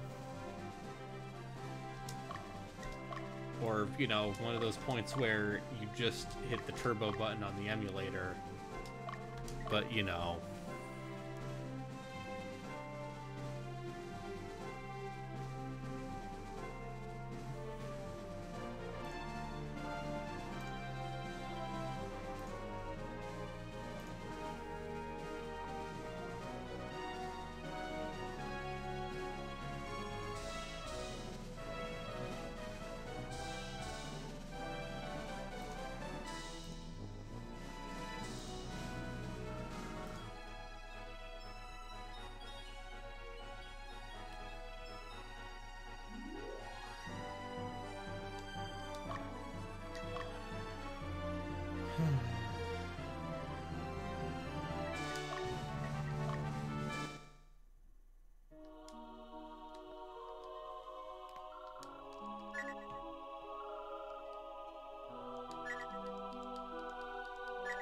Now I gotta bring everyone back for Goth. Gotta pay Goth.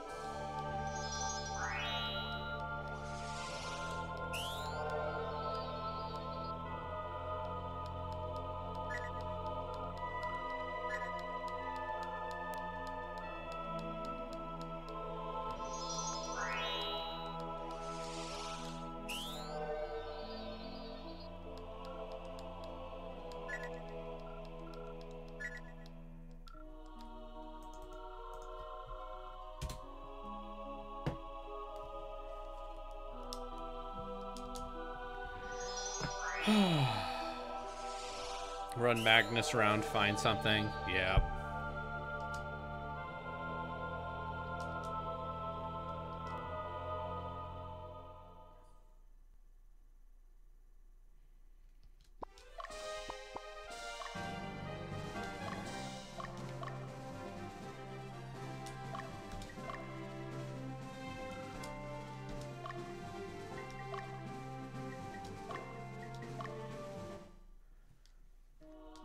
Intelligent systems put too much work into 3 houses.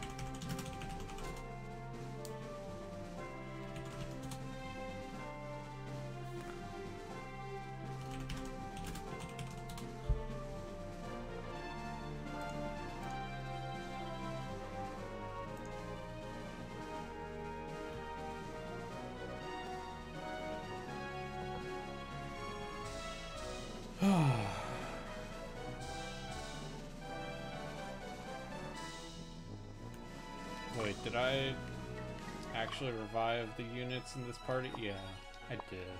Okay.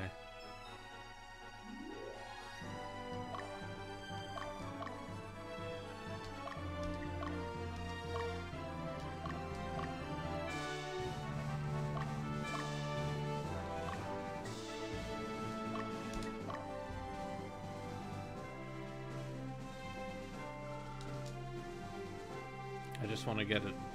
Just want to build get a bunch of dragons in my party that are decent, but maybe not worth taking up 2 slots for. But you know, 2 dragons, 1 dragon tamer. That probably does something.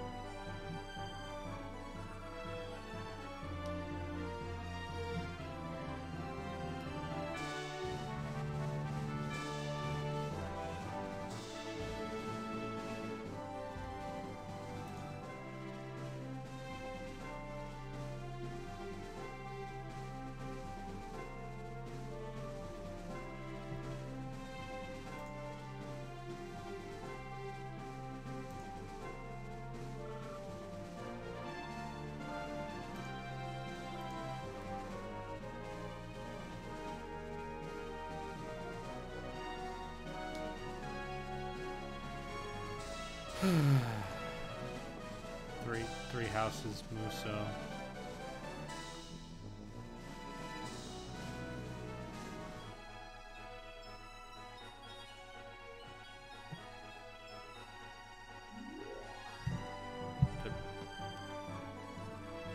They're making another Fire Emblem Muso. I was like, yeah, fuck yeah, let's gotta remake a Fire Emblem or a new Fire Emblem.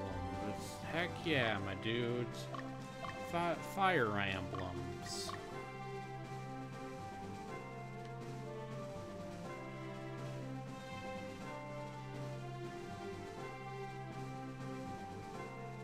Now I'm here.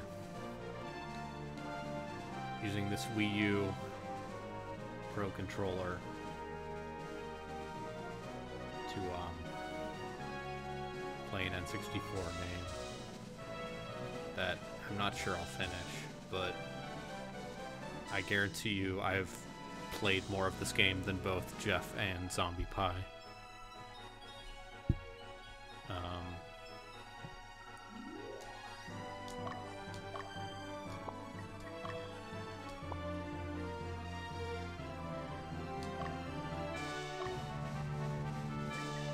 just make sure everyone's at high health point.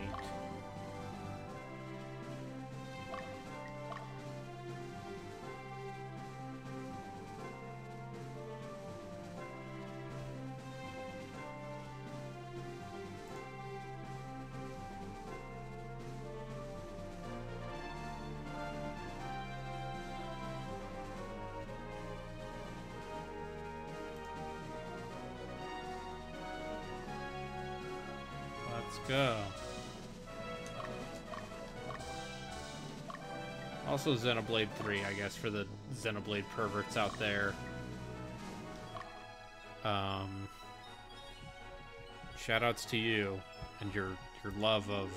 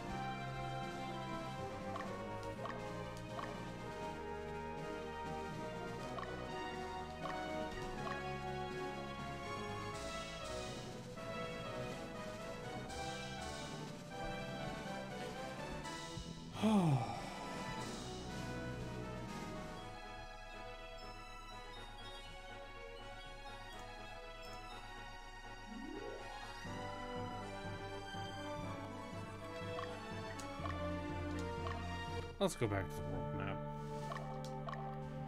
Let's see. See if we can get any advanced classes.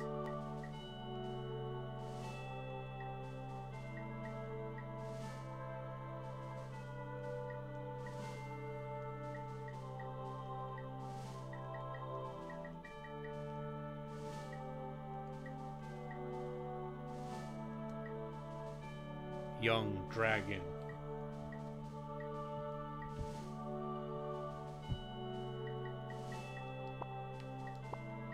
No. Alright, let's see. I just think maybe Valkyries are secretly bunk is the thing I feel like I'm coming to terms with, is maybe Valkyries are just bad. So I remember them being pretty good in Tactics Ogre.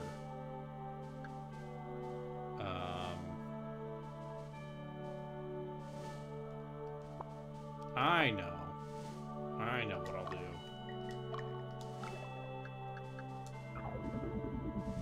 You're not an archer anymore. You're okay, you can't be a witch. You're a Valkyrie now.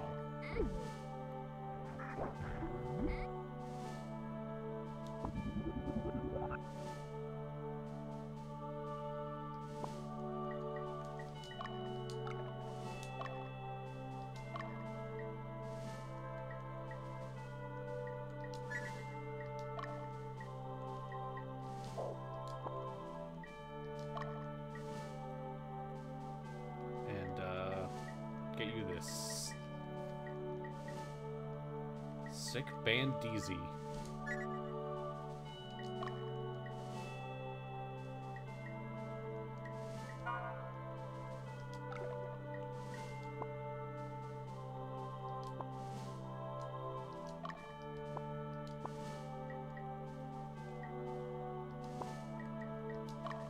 Valkyries are all rounders, yeah. Upgrade ones can use advanced magic. Yeah, see, that makes sense in Tactics Ogre, where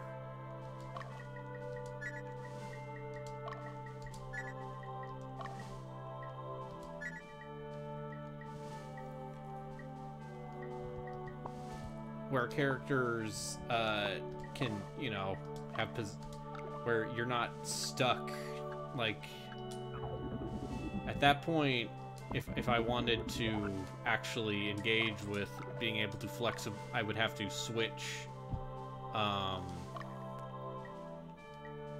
have to switch formations around between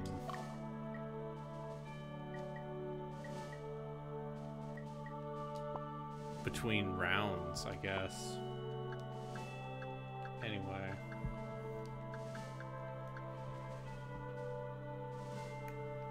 Oh, my former roommate, who I watched play through all of Xenoblade 2, just texted me.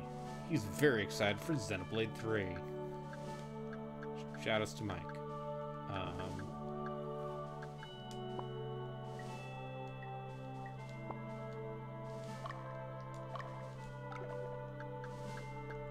So...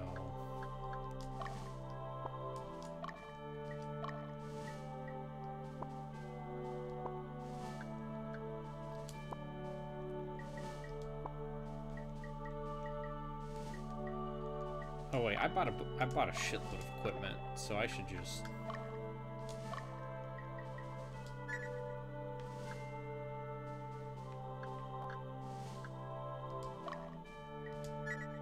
make sure everyone has the good stuff.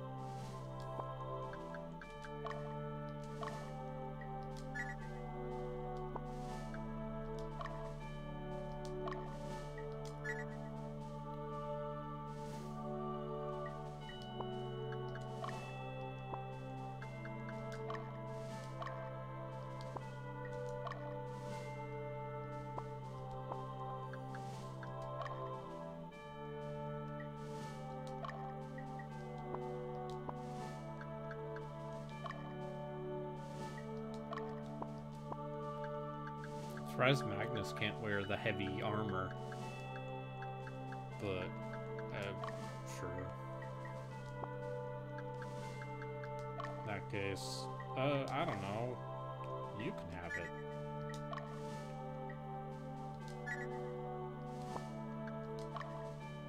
Always be tanking.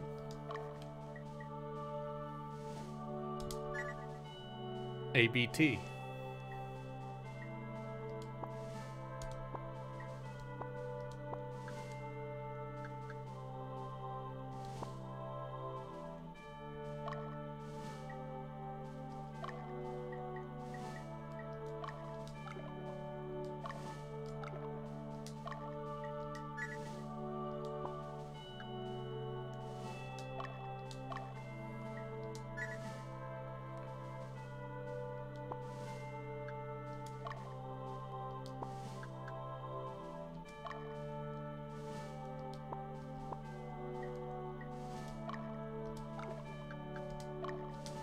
So let's...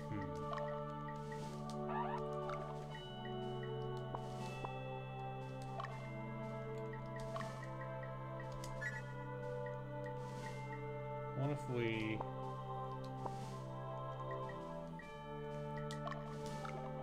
did a little switcheroo?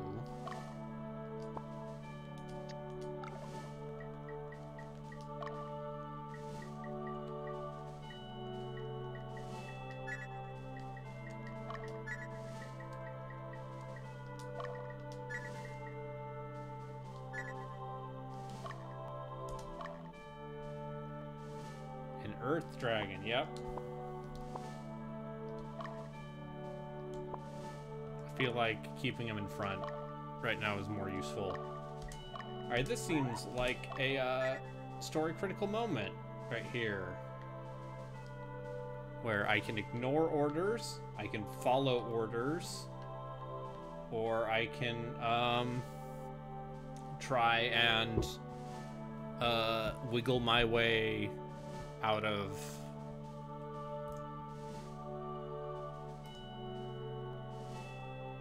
they're all bad choices.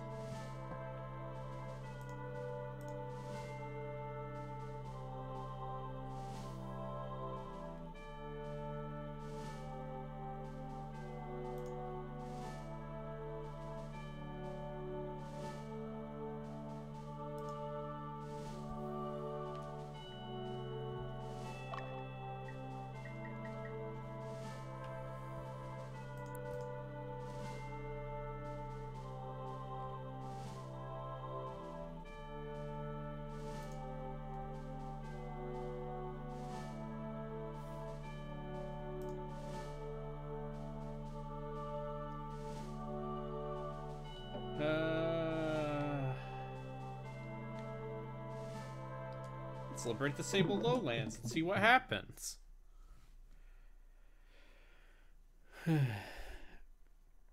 Yeah, this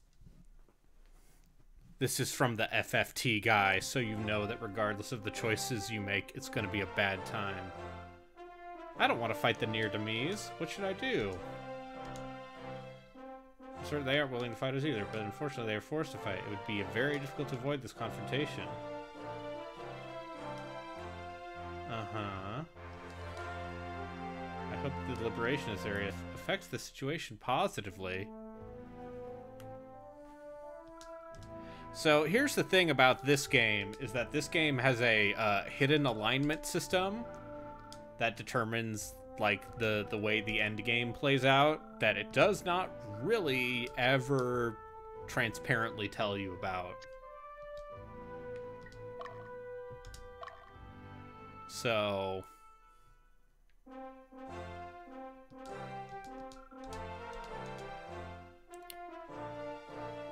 it's time to ganbate.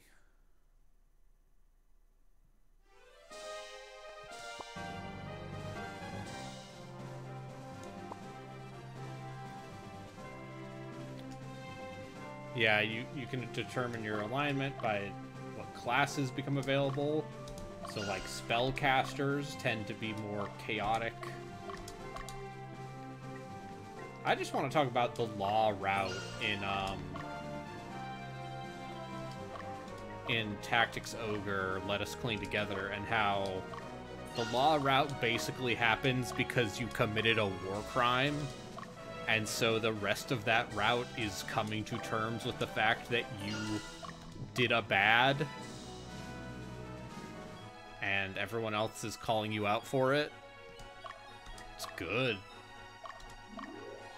Because the Chaos route is basically the rah-rah, let's stop the evil cult, you know, JRPG stuff. And then the neutral route is kind of the awkward middle part, where it's like, what if we made compromises?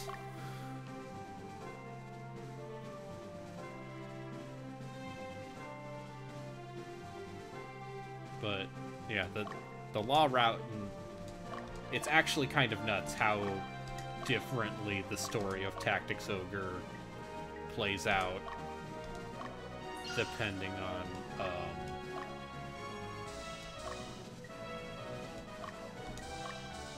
how things go. The neutral route is incredibly depressing. I forgot to... Oh, jeez. Yeah, that checks out. Yeah. Yeah, the neutral route is compromise.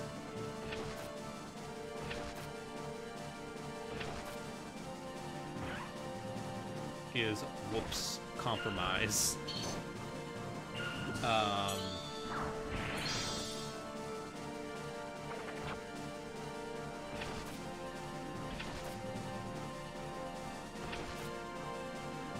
So, zombies kind of suck as far as units, but they do have the added benefit of regenerating if they get downed. Yeah, it's proto-FF Tactics without a lot of the cheese. So...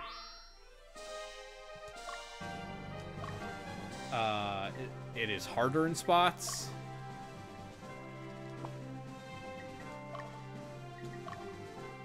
And easier in others.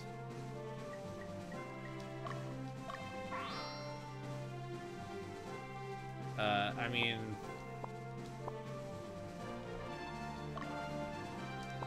I definitely like the PSP remake of Tactics Ogre more than I like Final Fantasy Tactics. Yeah, and it's real weird because you can't combine class skills, so you basically should just keep characters in the same class whenever possible.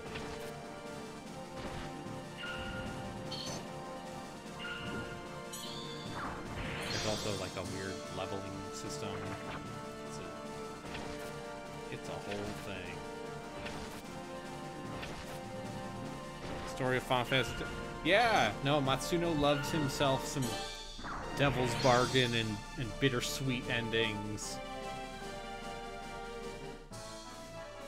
Like, look at, yeah.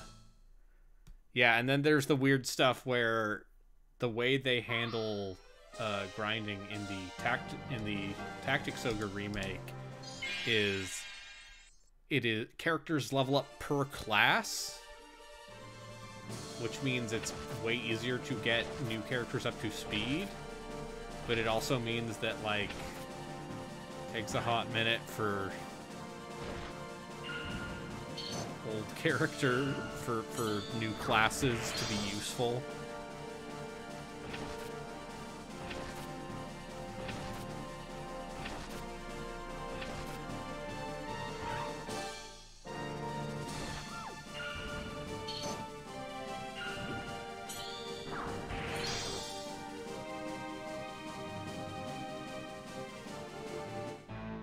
Level up.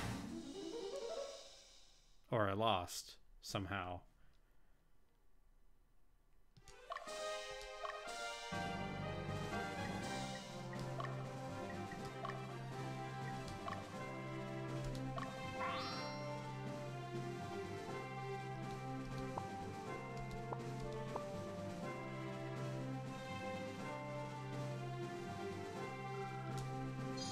You know what's odd?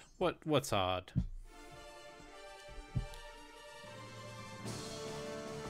I have never played Final Fantasy Tactics A2. I never played A2. I've never played Advance either.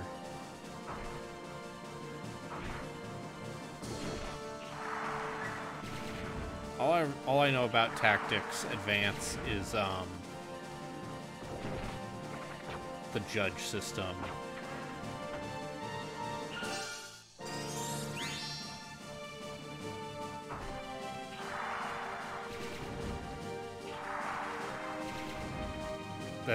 That's what I remember. How did that count as a lose? I killed their leader.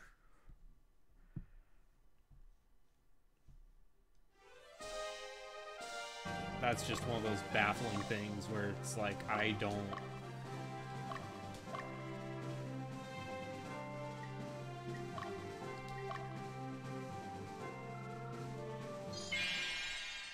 Tying skills to equipment was a mistake. Yeah.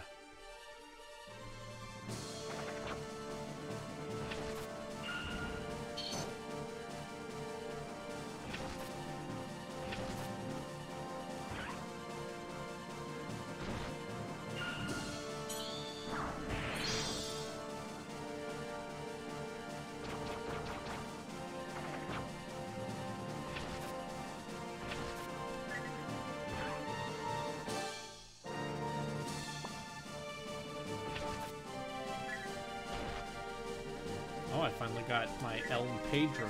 What does this do? Anyway. Okay. Sure.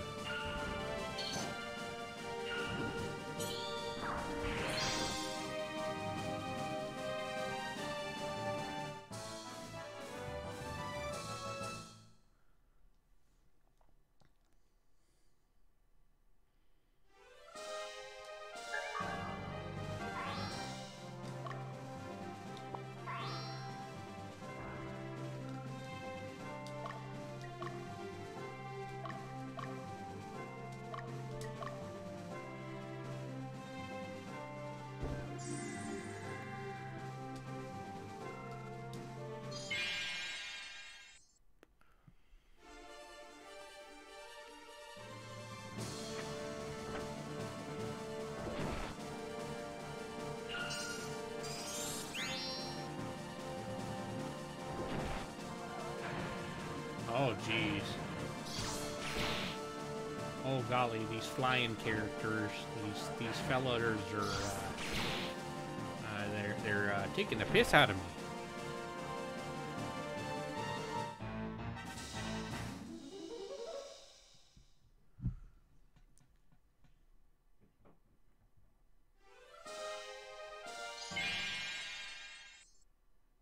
You played FF12 Revenant Wings? That's a name I haven't heard about in a long time.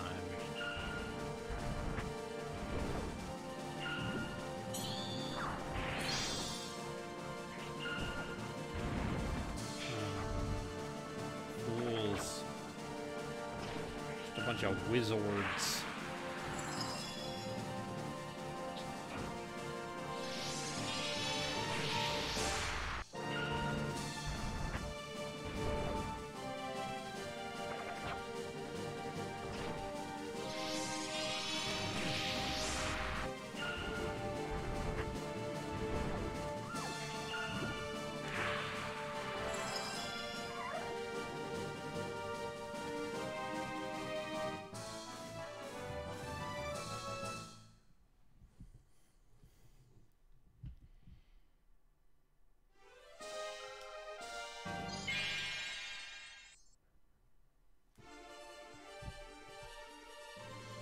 when I think of portable games that I played that I have never heard another human being ever talk about, I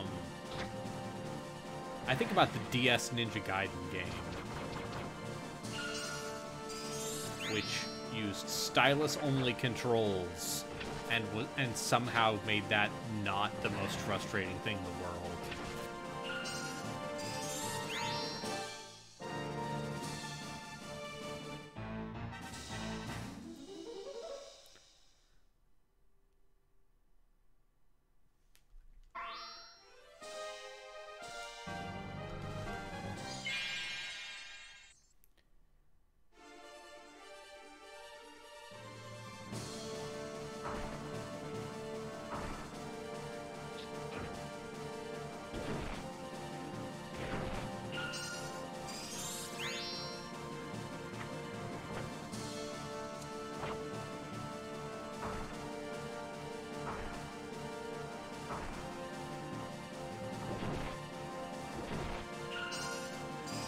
Yeah, healing. Did that count as a win or a lose? Is it because I did more damage?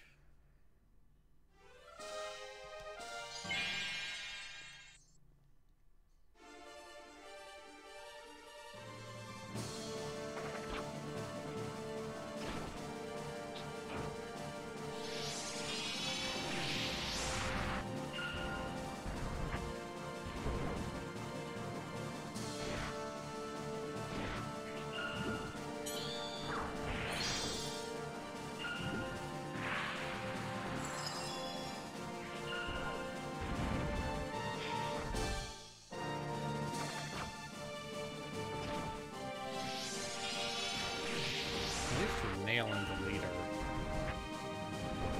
Ninjas apparently just do not have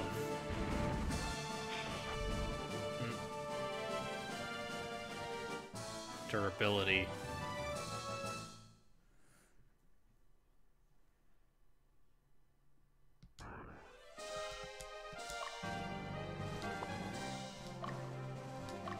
All right, let's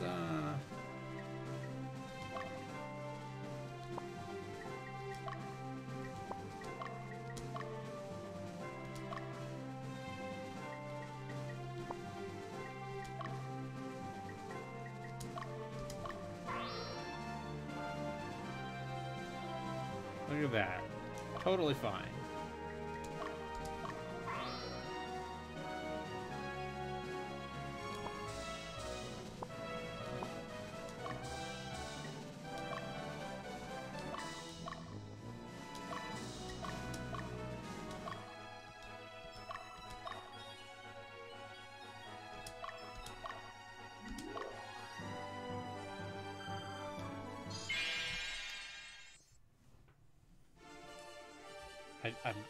I'm gonna try to keep people alive more, just because it's a pain in the ass to try and revive people in this game.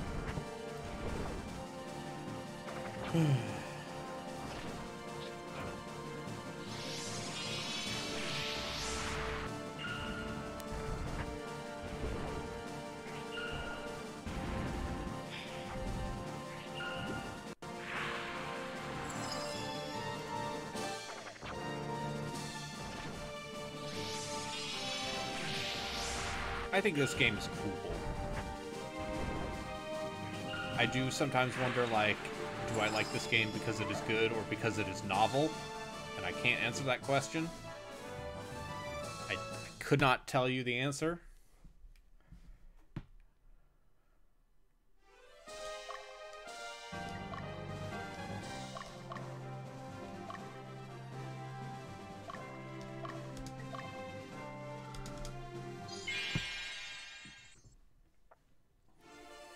Because I am a known sucker for novelty, and this is something that has come up on the podcast. Is like I will always fucking go to bat for something that I can say there's nothing else quite like it, which is why I like, you know, Temple of Elemental Evil and Wizards and Warriors. Those hot properties. I think because the Hawkmen blocked a few times, that counts as a lose. So, you know.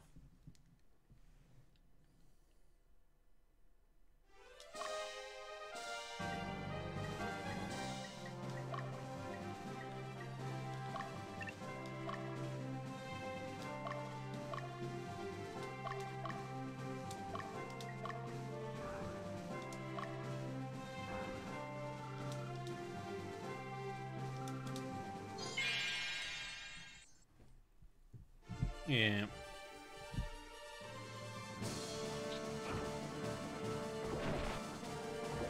I mean, I did give these knights decent armor, but yeah.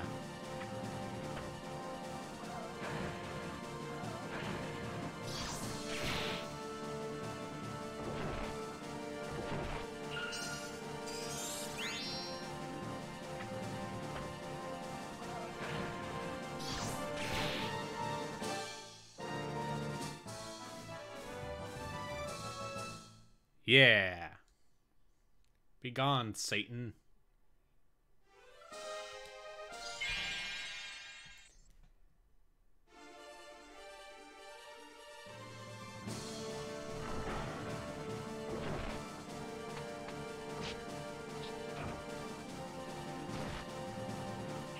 I will say this Cerberus does work.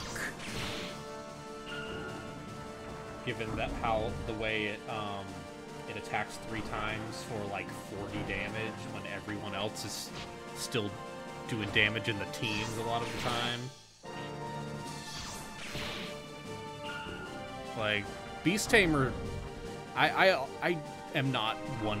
I'm not a person who likes the Monster Tamer classes in a lot of RPGs, just because I feel like most of the time they're a fucking hassle. But dude, absolutely. Give me some beast taming.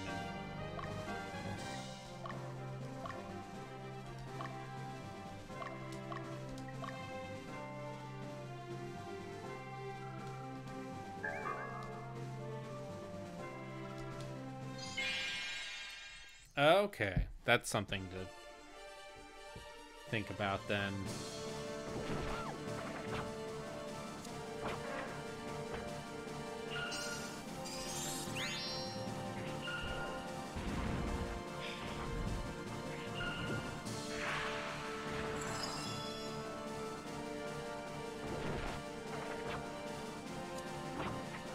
I don't even have the regular wizards.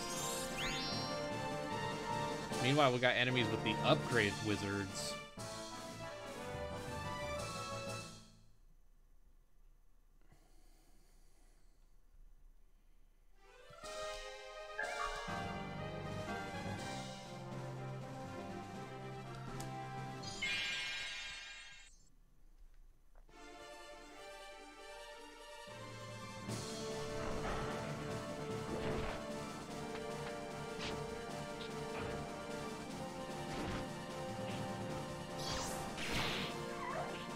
Oh no, not my soldiers.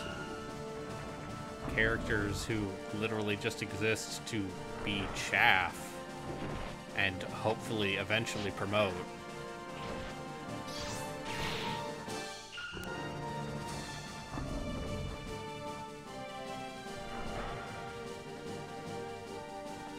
Like, yeah, doing 40 damage per attack, attacking 3 times.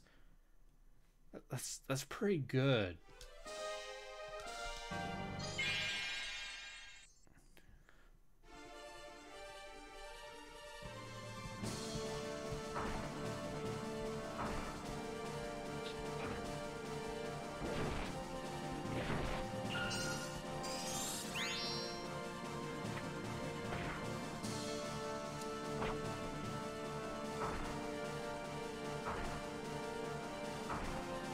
These knights just tanking these hits. I feel like knights are probably, so far, I feel like the most useful basic melee class. Just because they tank. I feel like the berserkers and the ninjas are a little too... Ninjas at least go first, which is very nice.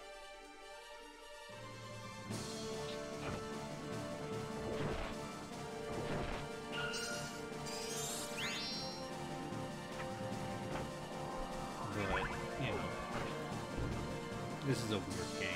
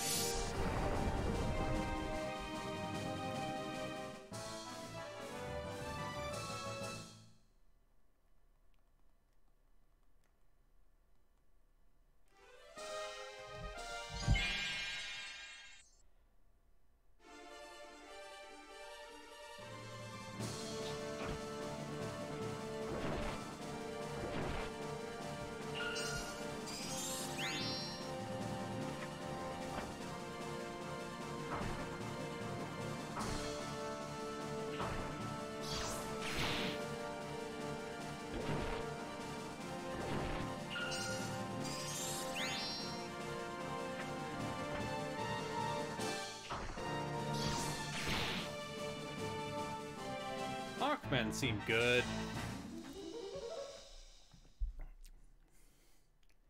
Surprise, given how absurdly good the Hawkman character was in the unique Hawkman character in Tactics Ogre. Anyone remember Canopus?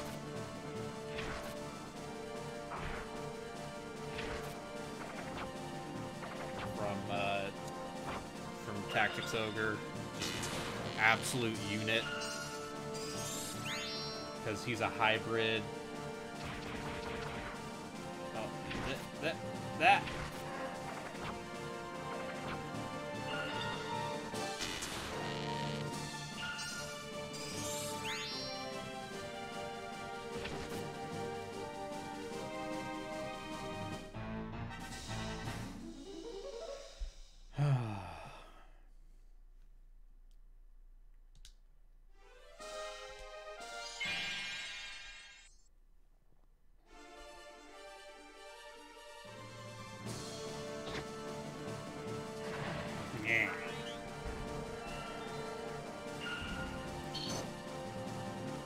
Alright, I might turn animations off.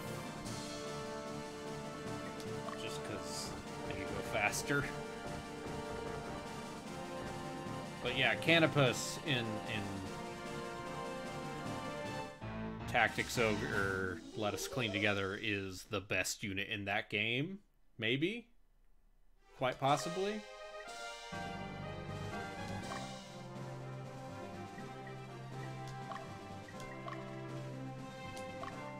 In a game where everyone else is...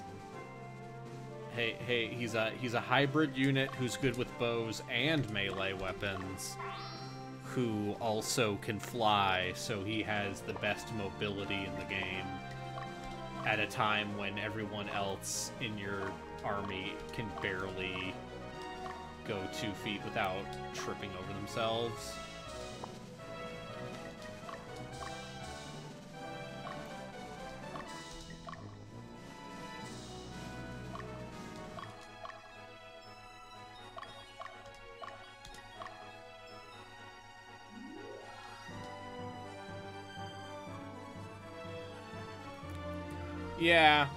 Yeah, the other one is maybe, just Denim.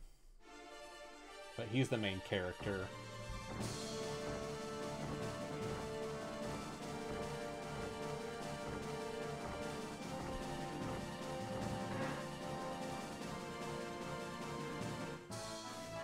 There we go.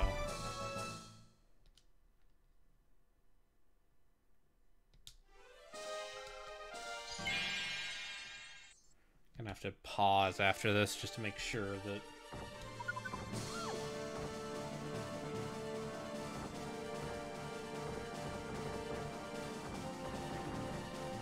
Yeah, hit the zombie. Zombie who, in good zombie fashion, just exists as a meat shield. But apparently, if your statistics are high enough, and the enemy, casts a fire spell on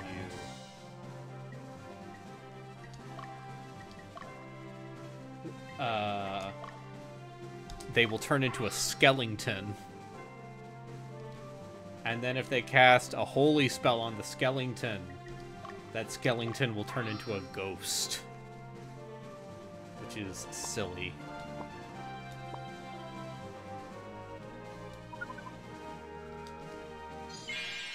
Yeah.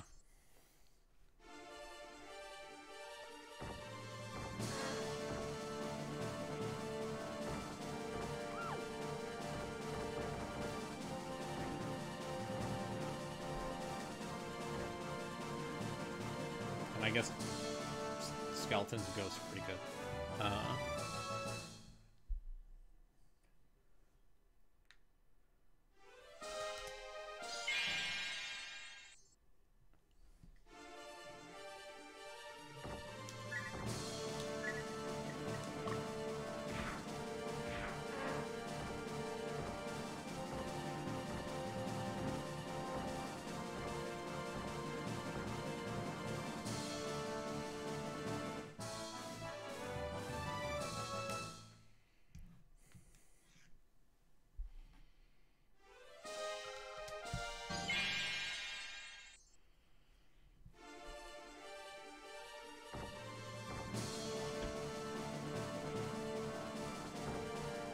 Witches also seem incredibly useful by virtue of being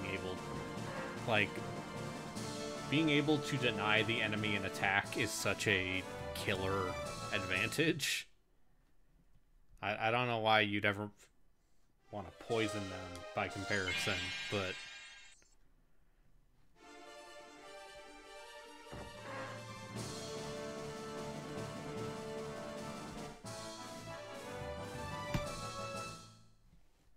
like, it is worth being able to debuff someone.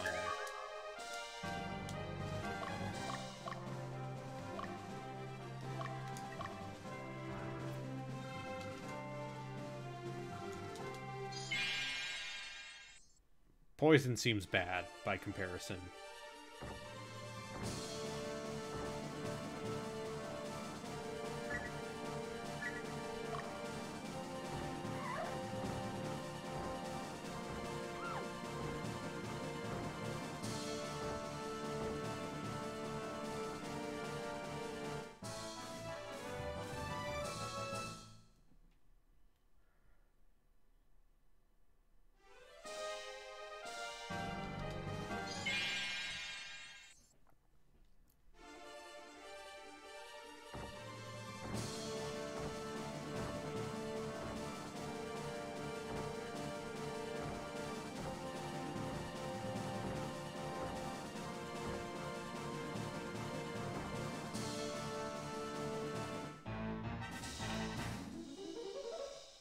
The Ghost Squad is just bad. I don't know why.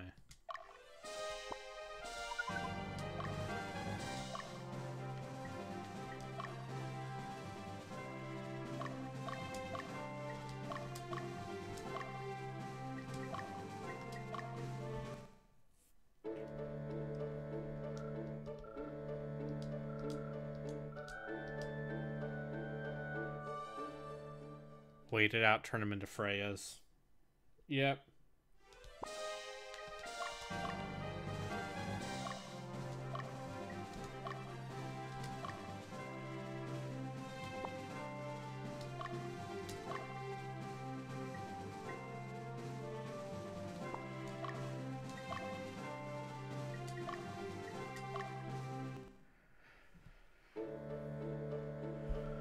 Lotus is so cruel.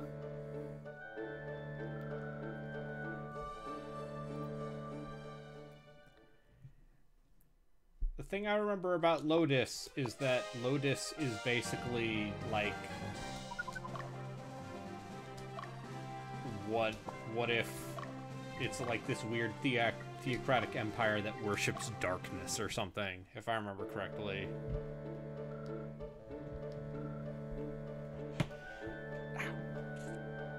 Okay, posture check.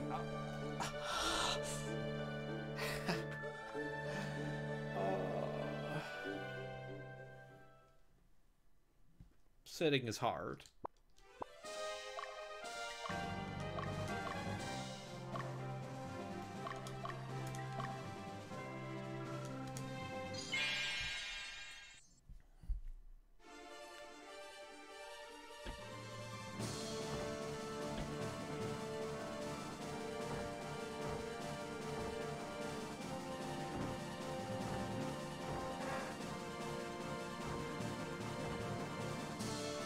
kind of chair do I have? I have a decent office chair now. It is much better than... It is not a gamer chair, alas.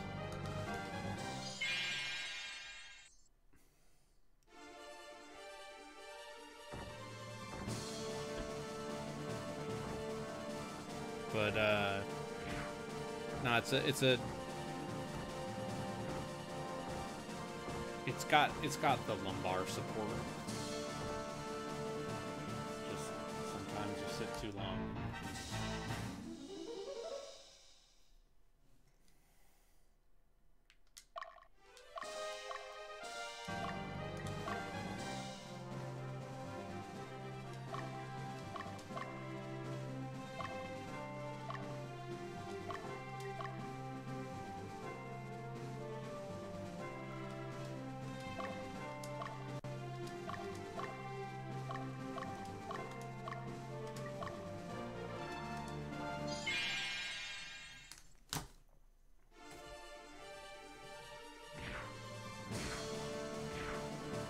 These guys fuck you up.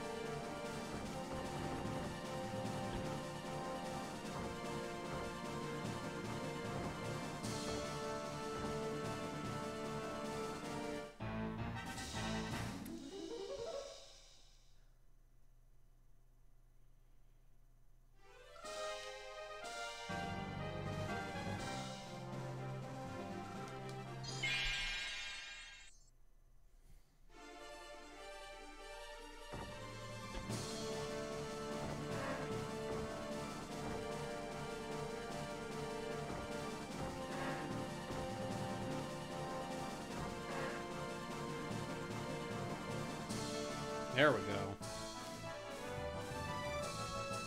Here's my rude team. Hey, guess what? The main character in this video game is a good unit.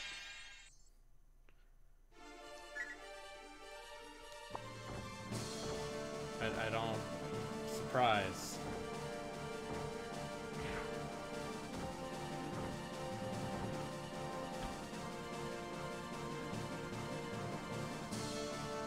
It's only certain Fire Emblem games, like Roy in Fire Emblem 6. Roy is garbage.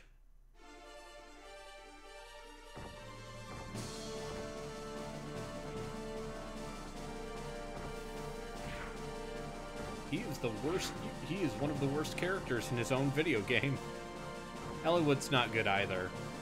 But at least Eliwood gets a horse.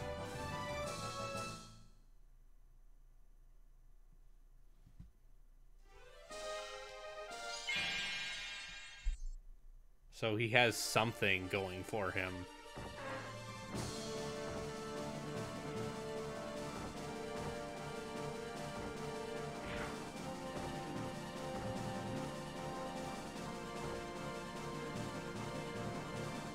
Yeah, Hector's just a monster. Hector's just a truck. One of two good axe users in that game. I guess, or native axe users. There's paladins with axes. Heck yeah, give a paladin an axe all day.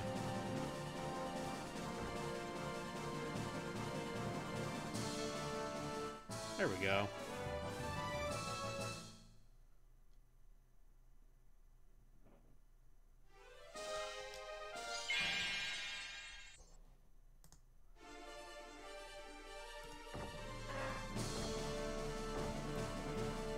No less than 3 VTubers that I follow also did Nintendo Direct reactions. But none of them are playing Tactics Ogre or Ogre Battle. Now are they? What's a trooper tip?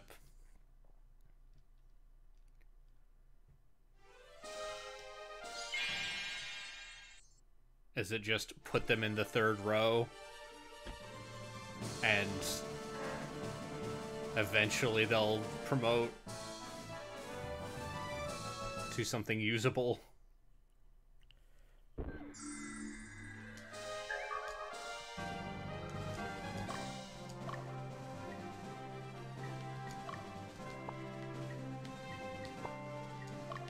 See, I could have you just rest, or what if y'all just chug these coffee beans?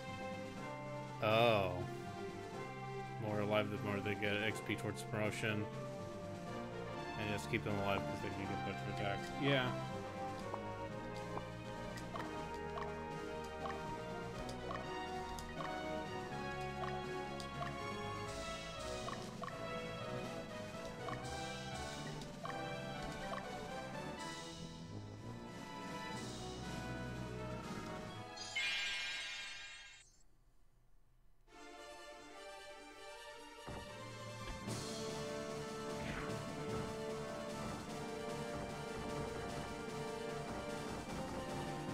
Ugh.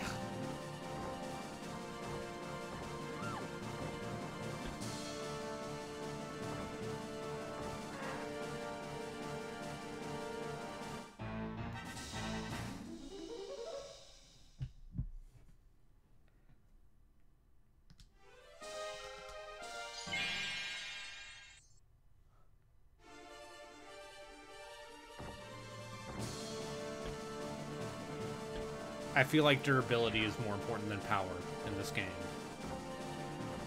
Just being able, because of how much of a grind fights are in this game, how much fighting in this game is just grinding through enemies.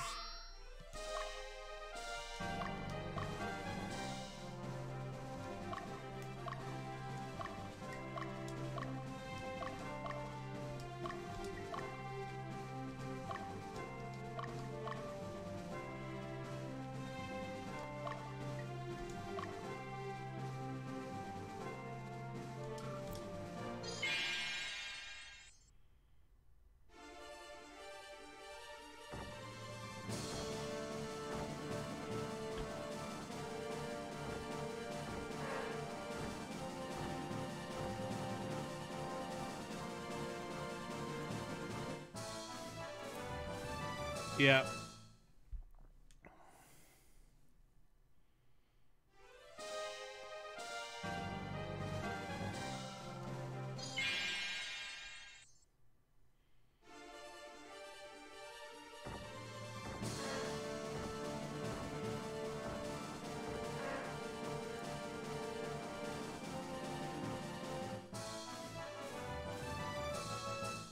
There we go.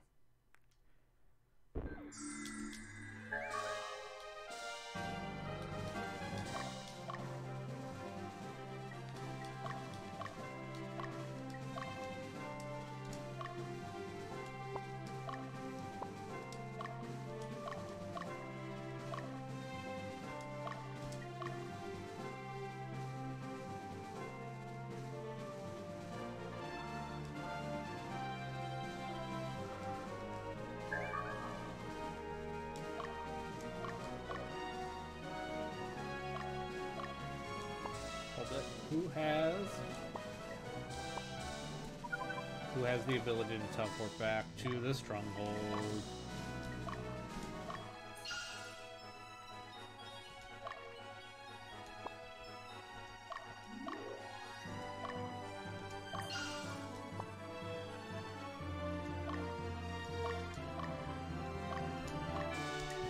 See, look here. That's what we call tactics.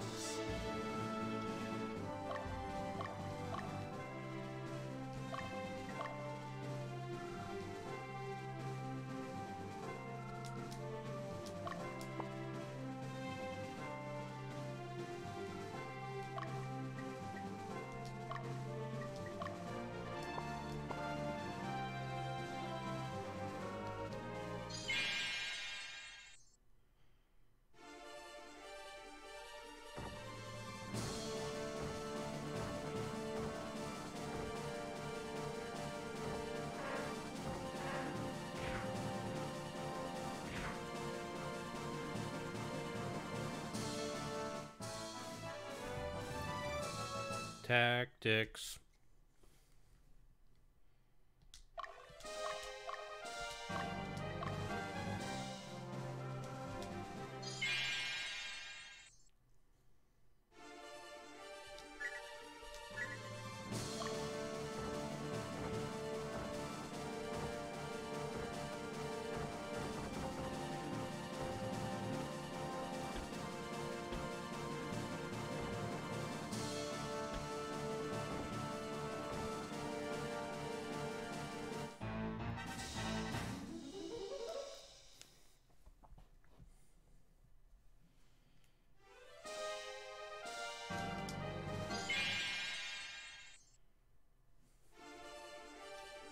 Mike, you missed the Nintendo Direct watch-along. I watched the Nintendo Direct. I have great news. Xenoblade 3, finally. From your friends and mine at Monolith Software. Monolith Software.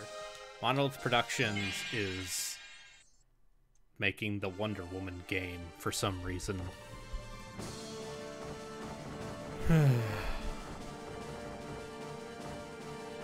No. Cool. These ninja dudes fucking suck.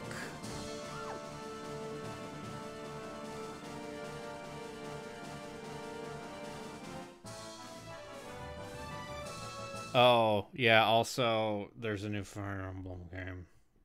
But it's not a Fire Emblem you want. It's not the Fire Emblem I want.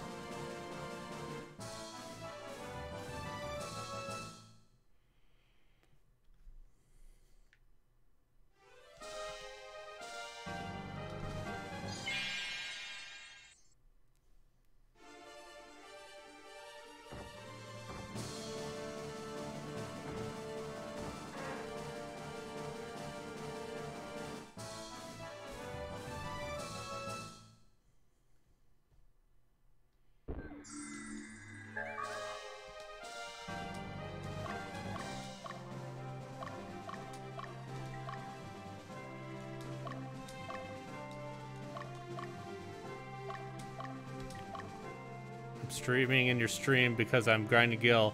Not a very exciting to listen to. Tell me about Ogre Battle 64.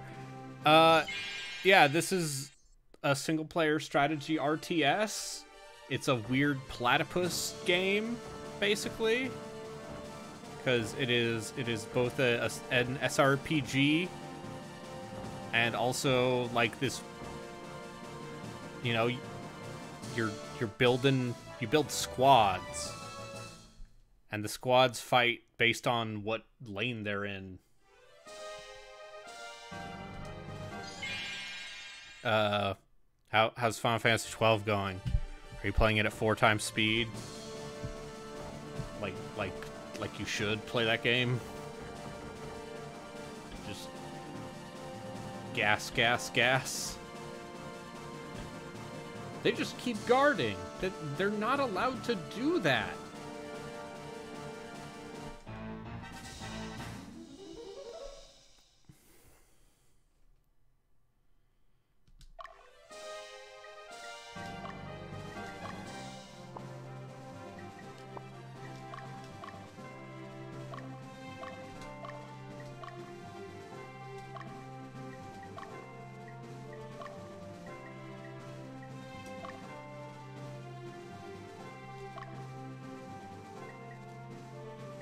Alright.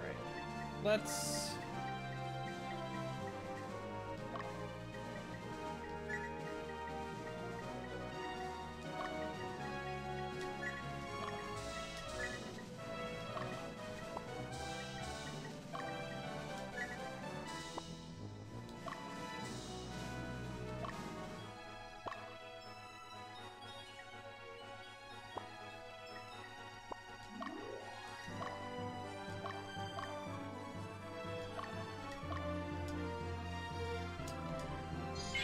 Yeah. If you want, we can get into voice chat, Joku. I'll be in... I can be in stream room.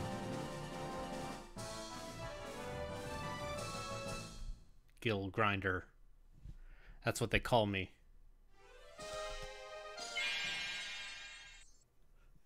Name's Guild Grinder. Used car salesman. Master of gambits.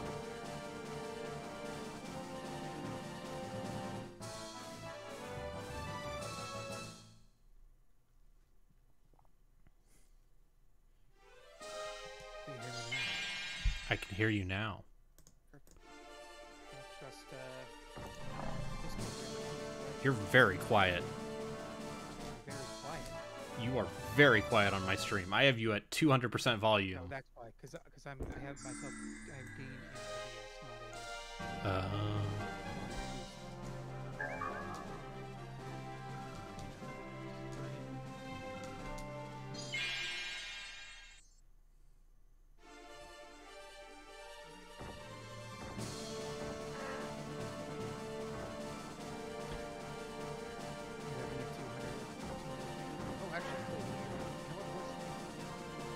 What?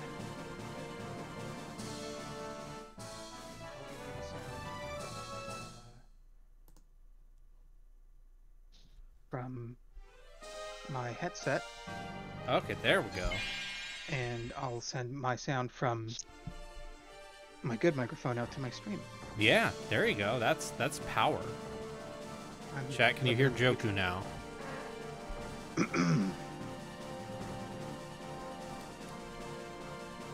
Turn you up a little bit.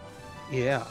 So you say RTS elements. I thought, in my mind, Ogre Battle 64 with, being another one of those things. Like I don't know how many times I've said this. I've heard people talk about this forever. I've got a vague idea, but apparently it's incorrect.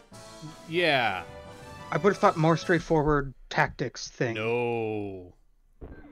So this is the sequel to Ogre Battle, March of the Black Queen for the SNES. Yeah. Which was like this. But the weird thing is, the guy who did this went on to do Tactics Ogre. Okay. And then he moved to Square and kind of moved on from that and did a little game called Final Fantasy Tactics. Never heard of it. Yeah. So Final Fantasy Tactics, that's with a bunch of squares. Yep. So this is like the weird failed evolutionary offshoot of the Japanese tactics game. Okay. That's how I describe it, honestly. So when you say pseudo RPG or pseudo RTS rather, can you define what that means? I mean, everyone's moving around this map in real time. Okay, yeah, I see that. And then you get into little... And then you get into little fights where everyone acts automatically based on what row they're in. Okay, yeah. So, for example, I got this Cerberus in the front row, which means it attacks 3 times per combat round. And since I have a Beast Tamer, and since Beast Tamers use whips, they can attack from the second row without losing any damage. It's weird stuff like that. It's Gwent. A little bit. And you love the Final Fantasy 13.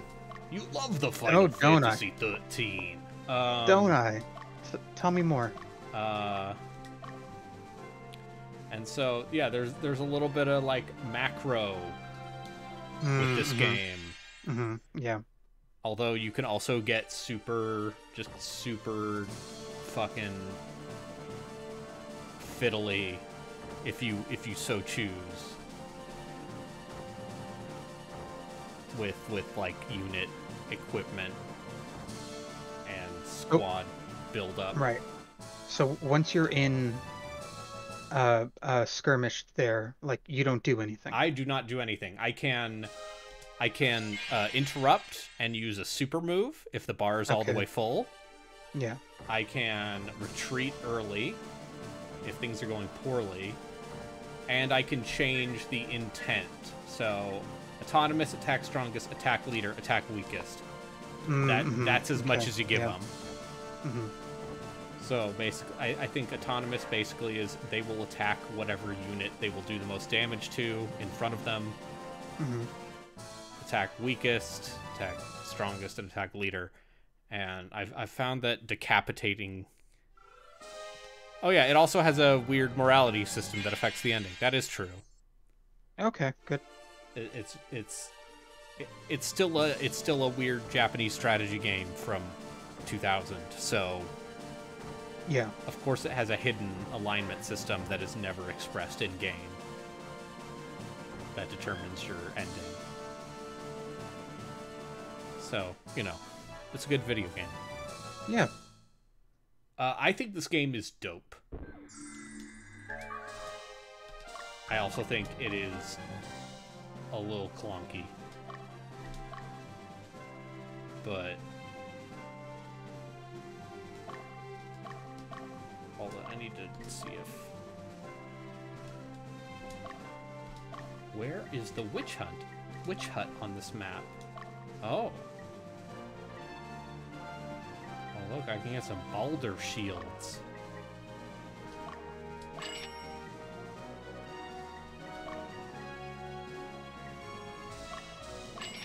This is definitely one of those things that drives me nuts, is how much of this game, like, you can go back into maps so you can buy stuff from the shops, but you have to actually go into the maps and move a unit. Oh, really? It's not all menus to do the things you want to do. To do, like, the basic upkeep stuff. And that feels very... This came out on the Nintendo 64. Mm-hmm. Alright, is the witch hut in here? Yes. Look, at least because it's a cartridge game, you're not going to get a bunch of load screens, right? That's right. Oh, fuck. Now I don't have any money. Been there. Just like in real life. Real life, yeah.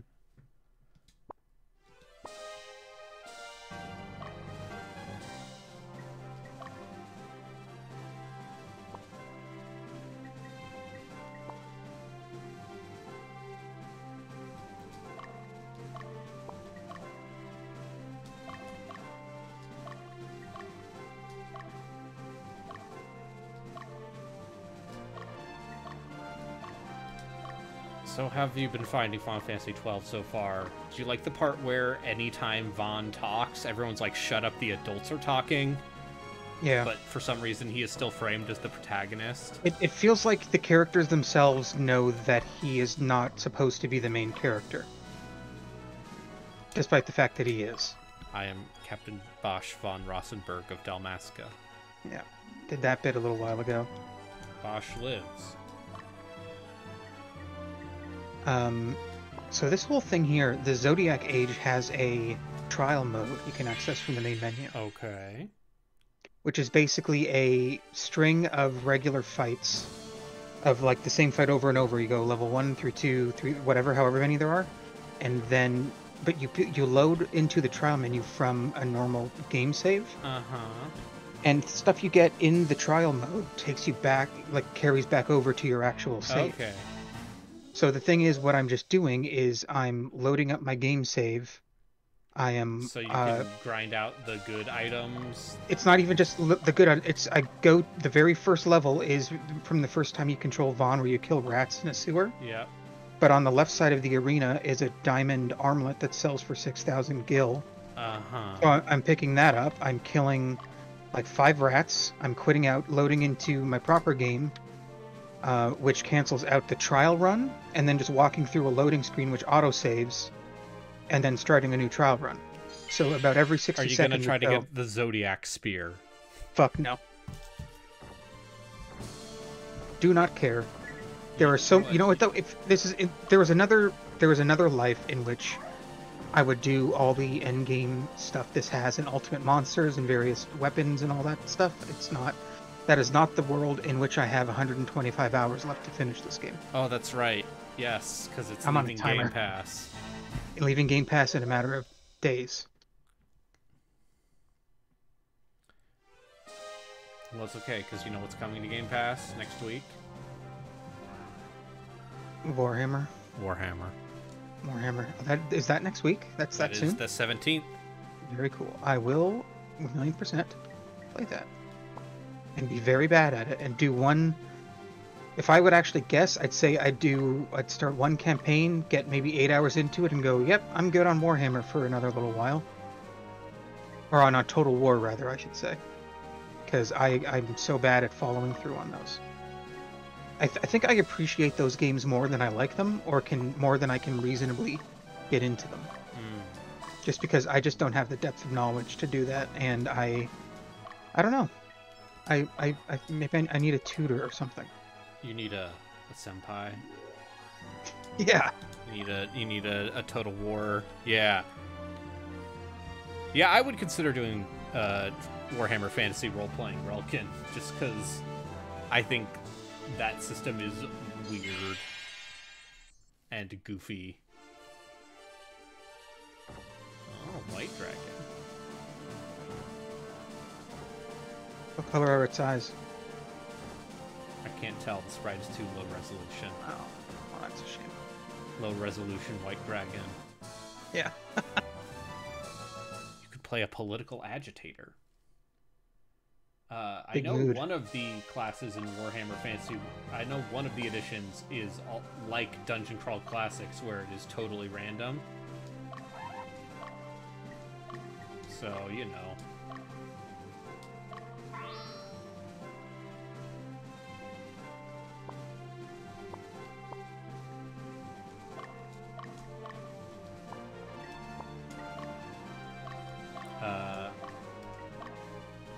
But I think the thing with Total War that I have learned is just a lot of Total War. It's just kind of rock paper scissors, and and you can get away with a lot of just like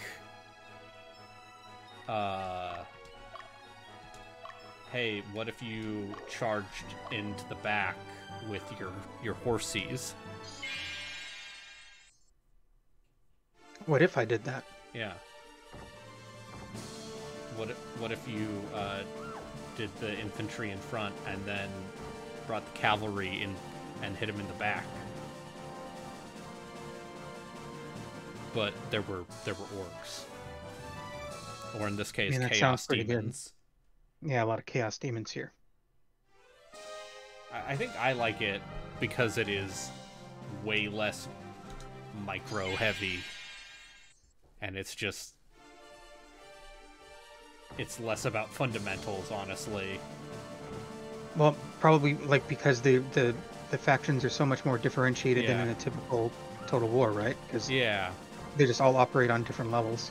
I mean, Mike, if you want me to tell you about hitting people from the back, I'll tell you that Slanesh, you know, the demon god of obsession, seduction, etc.,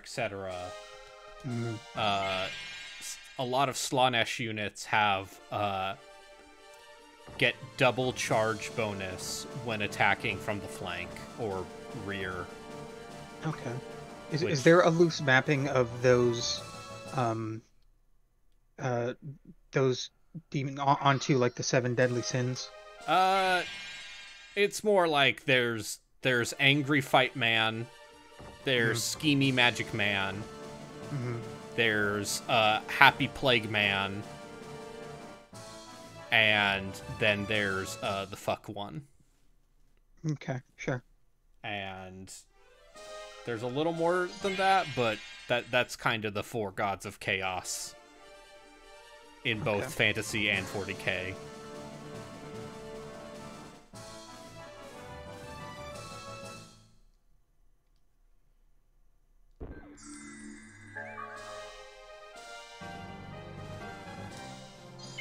And then, you know, there's also fantasy Tsarist Russia and fantasy Imperial China, but dragons. I based on everything I've seen so far, I think I'm going to be doing fantasy Russia. And then, and then the Ogre Kingdoms if you pre-order. Oh, good, the pre-order one. Yes, tell me about the Estalia, Chilean...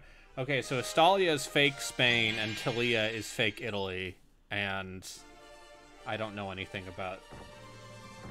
I mean, they barely changed that from Italia. Yeah. That's almost the same word. Yeah.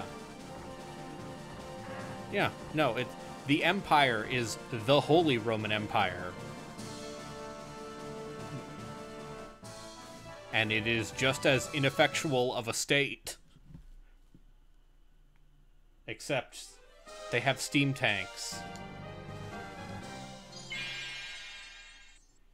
So, you know.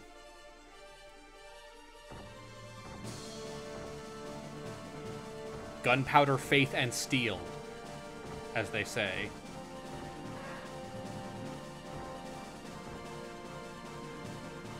You looking forward to Darktide? Hell yeah. I've been playing a lot of Vermintide. Well, not recently, but that was my January turn-off brain game. Mm-hmm. Fair. And a 40k version of that. Yeah, absolutely. Yeah.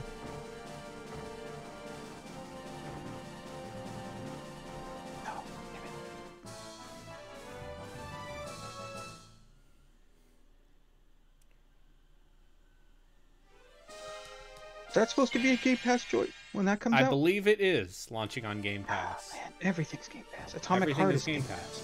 It's all Game Pass.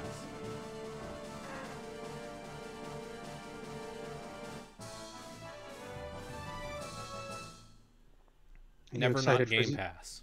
You excited for Xenoblade 3 in September?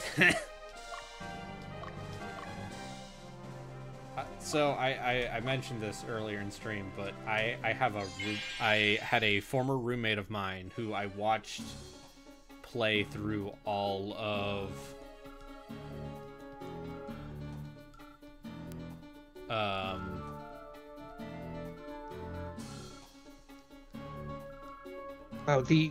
sorry to interrupt, the dialogue. Yeah. And that's just Final Fantasy Tactics. Yeah, no, this is just Final Fantasy Tactics. Like the whole setup, the way the text boxes look, and the Yep. Yeah. Yeah, Matsuno. Yeah. Wrote this game too, because of course he did.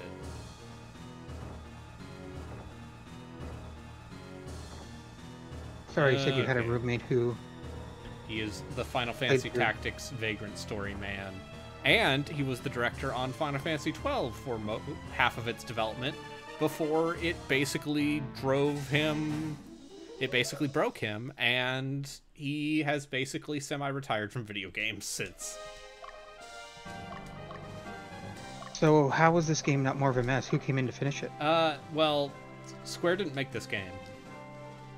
I mean, I'm talking about Final Fantasy XII. Matsuno was the lead on Final Fantasy XII. Yeah, no. That's what I'm saying. Yeah. Like you said, he was lead for half of it, and then they replaced him. Yeah, so that's why parts of the game seem a little back and forth, I would say, just by virtue of someone's vacuuming. I don't know if the mic's picking that up.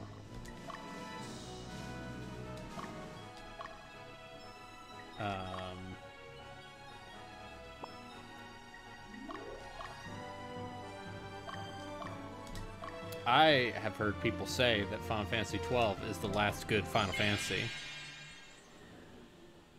I don't know if I believe them. I feel like if you exclude a couple based on technicalities, I could buy that. Is it the last good numbered Final Fantasy? The last good that is not mainline number MMO? that is not an MMO. Like then maybe. Well, then what? There's 13 and 15. So Yeah. there's only 2 other games, and then if that's the case, then yes, that is very easily the last good one. Less of a mess than Final Fantasy 15, less of a misguided choice. Yeah, it's only the second mainline single player. Sorry, the second numbered single player Final Fantasy. God, sorry, what am I trying to say? Since it's been 15 years, and there's only been 2 numbered single player Final Fantasy mainline ones since. Yeah, this checks out. So I guess it's probably safer to say it's the last good one in 15 years than numbered, because there haven't been very many numbered. Because I would like to count Final Fantasy VII Remake. Yeah. And I like Lightning Returns, as a noted sicko. Mm-hmm. Oh, I'll get there. I'll get there. I have to know. How do you feel about Dress Up? We'll see. I don't know how I feel yet. I've played 60 hours of F15 and I've not gotten past Chapter 2. So isn't Chapter 2 like Yeah, the it's first about half of the world? game. It's like, yeah. Okay. It's one of those things, as far as I remember. All I remember about Final Fantasy 15 is that people really didn't like one of the sequences.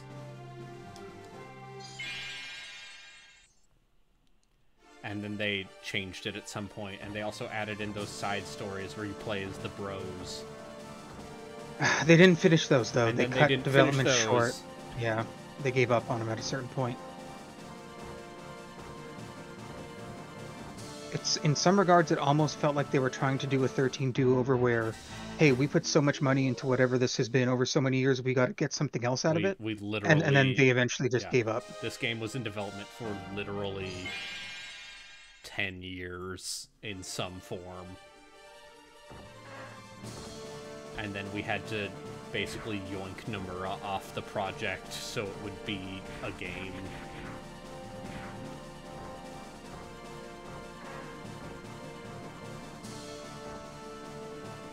And I mean, who hasn't, really? Who hasn't yoinked Nomura? Who hasn't? We've all been there. Yoink your Tetsuya today.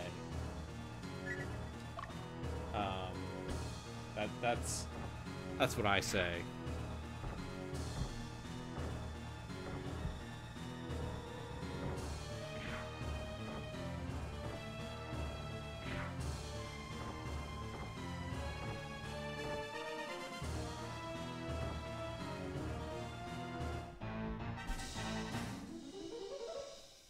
So you know what the extra fun part about Zodiac Age is? Yeah. I only ever have to play as 3 characters from now on. Yep. I don't think I ever have to play as Vaughn. Oh yeah, no, you never have to mix up your party. So I think I'm gonna roll Balthier, Fran, and Bosch till the end. Or maybe I'll change something, but I mean I can respec whenever, so the character doesn't really matter in the long run. It's just who would you rather look at or not listen to, I guess I should say. Yeah. Because, yeah, in the Zodiac version, it is literally just their job. The job is all that matters. Final Fantasy Zodiac. Oh, by the way, something capitalism. I just forgot to mention during my exciting watch-along, but the Deep Listens episode where they did a watch-along of the, podcast watch-along of the second Silent Hill movie with one Jess Voidberger O'Brien. That dropped today. I am not in it, but I am vaguely associated with it. Yeah. That's cool. I never saw that second. I hear it's bad. I'm inclined to believe you. Kit Harington is in it as a young teenager. Was he a young? Was this like pre-game or like around the start of Game of Thrones? Yeah, this was 2012. So this would have been like right as Game of Thrones was starting. Yeah. Apparently, Glav saw that in the theater. Well, I'm sorry. Sorry. That explains a lot about where you are today. This is our problem. I don't want to share the same feeling, but there are still many. And for my friends, that's Lotus. Oh no. We prize our patriotism, but if the slaves can be freed, perhaps, if we liberate the mining facility. Is that correct? Oh, right. You were saying something earlier about a roommate in Xenoblade. And yeah, I watched a roommate play all of Xenoblade 2. Okay. So I experienced most of that game. Okay, yeah, okay. And like, hey, you know, there's a lot. Yeah. It's a lot. Yeah. It is peak anime, but also, I really think that one's going to test my tolerance. Are you going to play Xenoblade 2? I need something to test out this new CPU. Oh, okay. Okay, here. can I actually get can I get real about this whole, like, this is very anime thing, okay? I think that term is getting a little over applied. Yes. Or rather, I think it's too broad a term to mean. Anything? It only means something positive or negative if you infer that yourself. Yeah. It doesn't mean anything.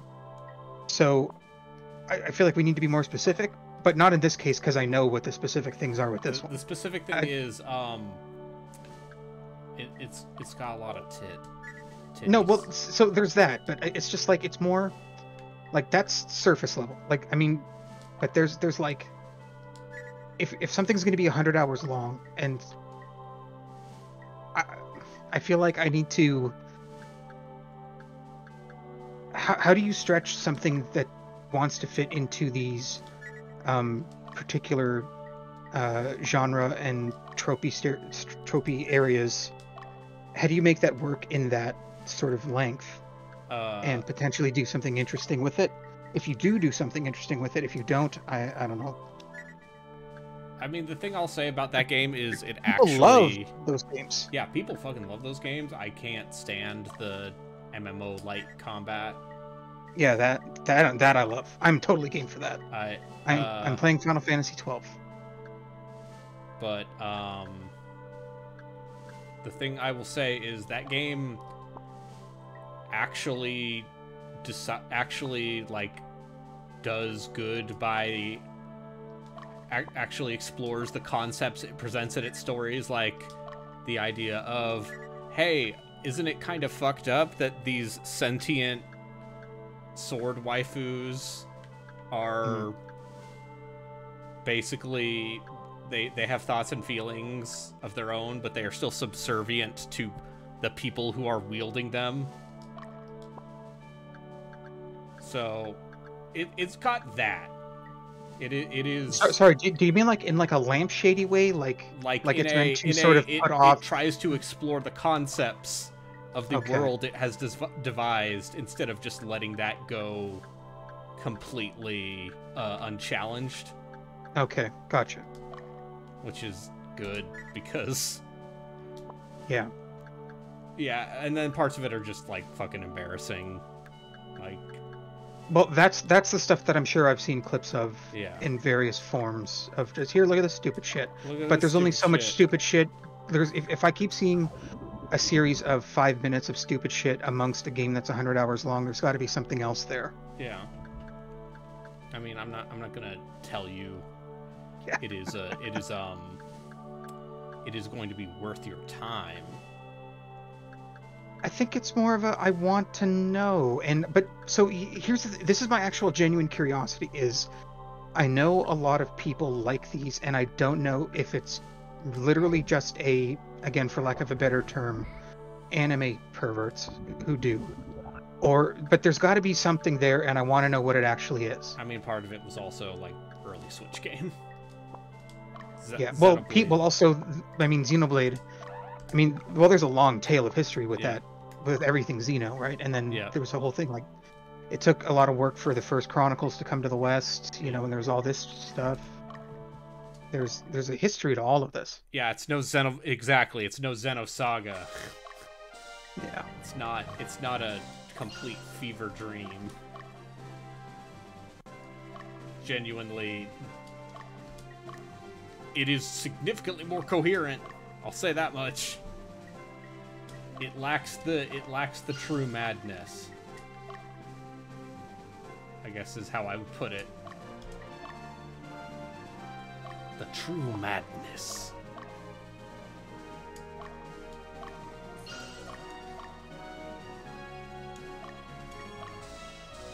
I am also just inherently wary of how beloved recent harem-y video JRPGs are. Oh yeah, no, it's got that. It's got that. And Xenoblade 2 has implied connection with Xenoblade 1, and so does... Yeah. And Xenoblade X has implied connection with Xenosaga. Yeah. It's Robots, existentialism, and God. Monolith Soft has been making JRPGs about those three things for... Let's go. I'm down. Yeah. since 98 or whenever Xenogears came out. So you get what you're going for, I guess is how I would say it. Yeah. And I feel like at this point I'm just people who are like, oh, it's stupid anime. It's just like, fuck off. You like No, weird I know. shit. This is why I've been so getting over using the term anime either positively or just as a descriptor that doesn't mean anything on its own. I recruited a blue dragon. I need more. Wait, was I? That was trial.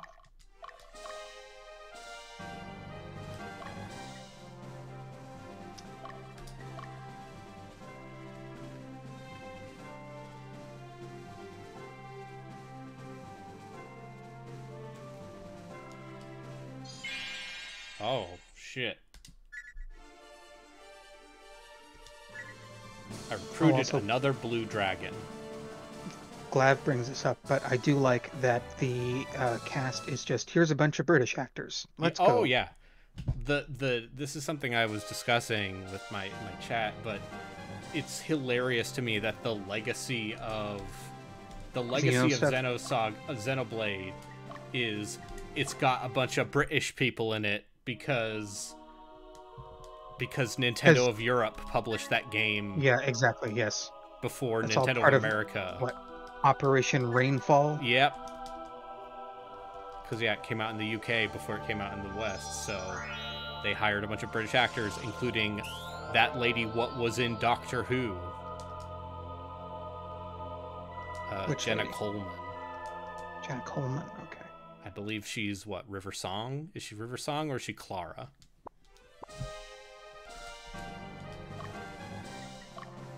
Ask me anything about Doctor Who. Okay. Doctor Who, I've said this before, Doctor Who is just Star Trek, but British and worse.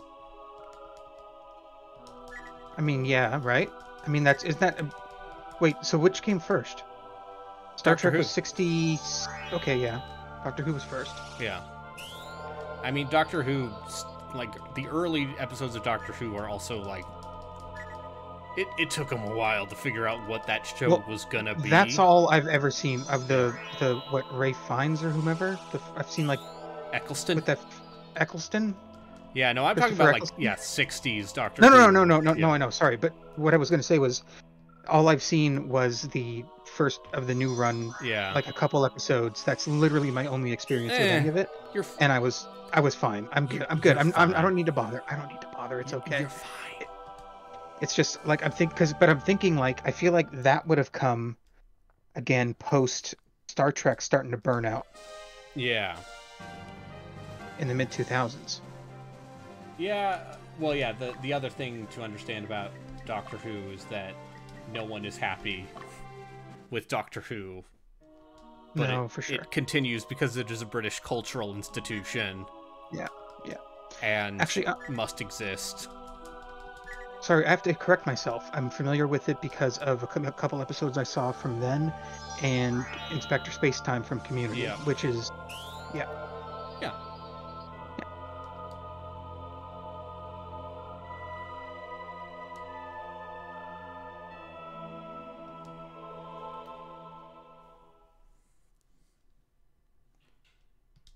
What kind of old witch tells you to take care of yourself? The kind who revives you. Oh, well, that seems pretty useful then.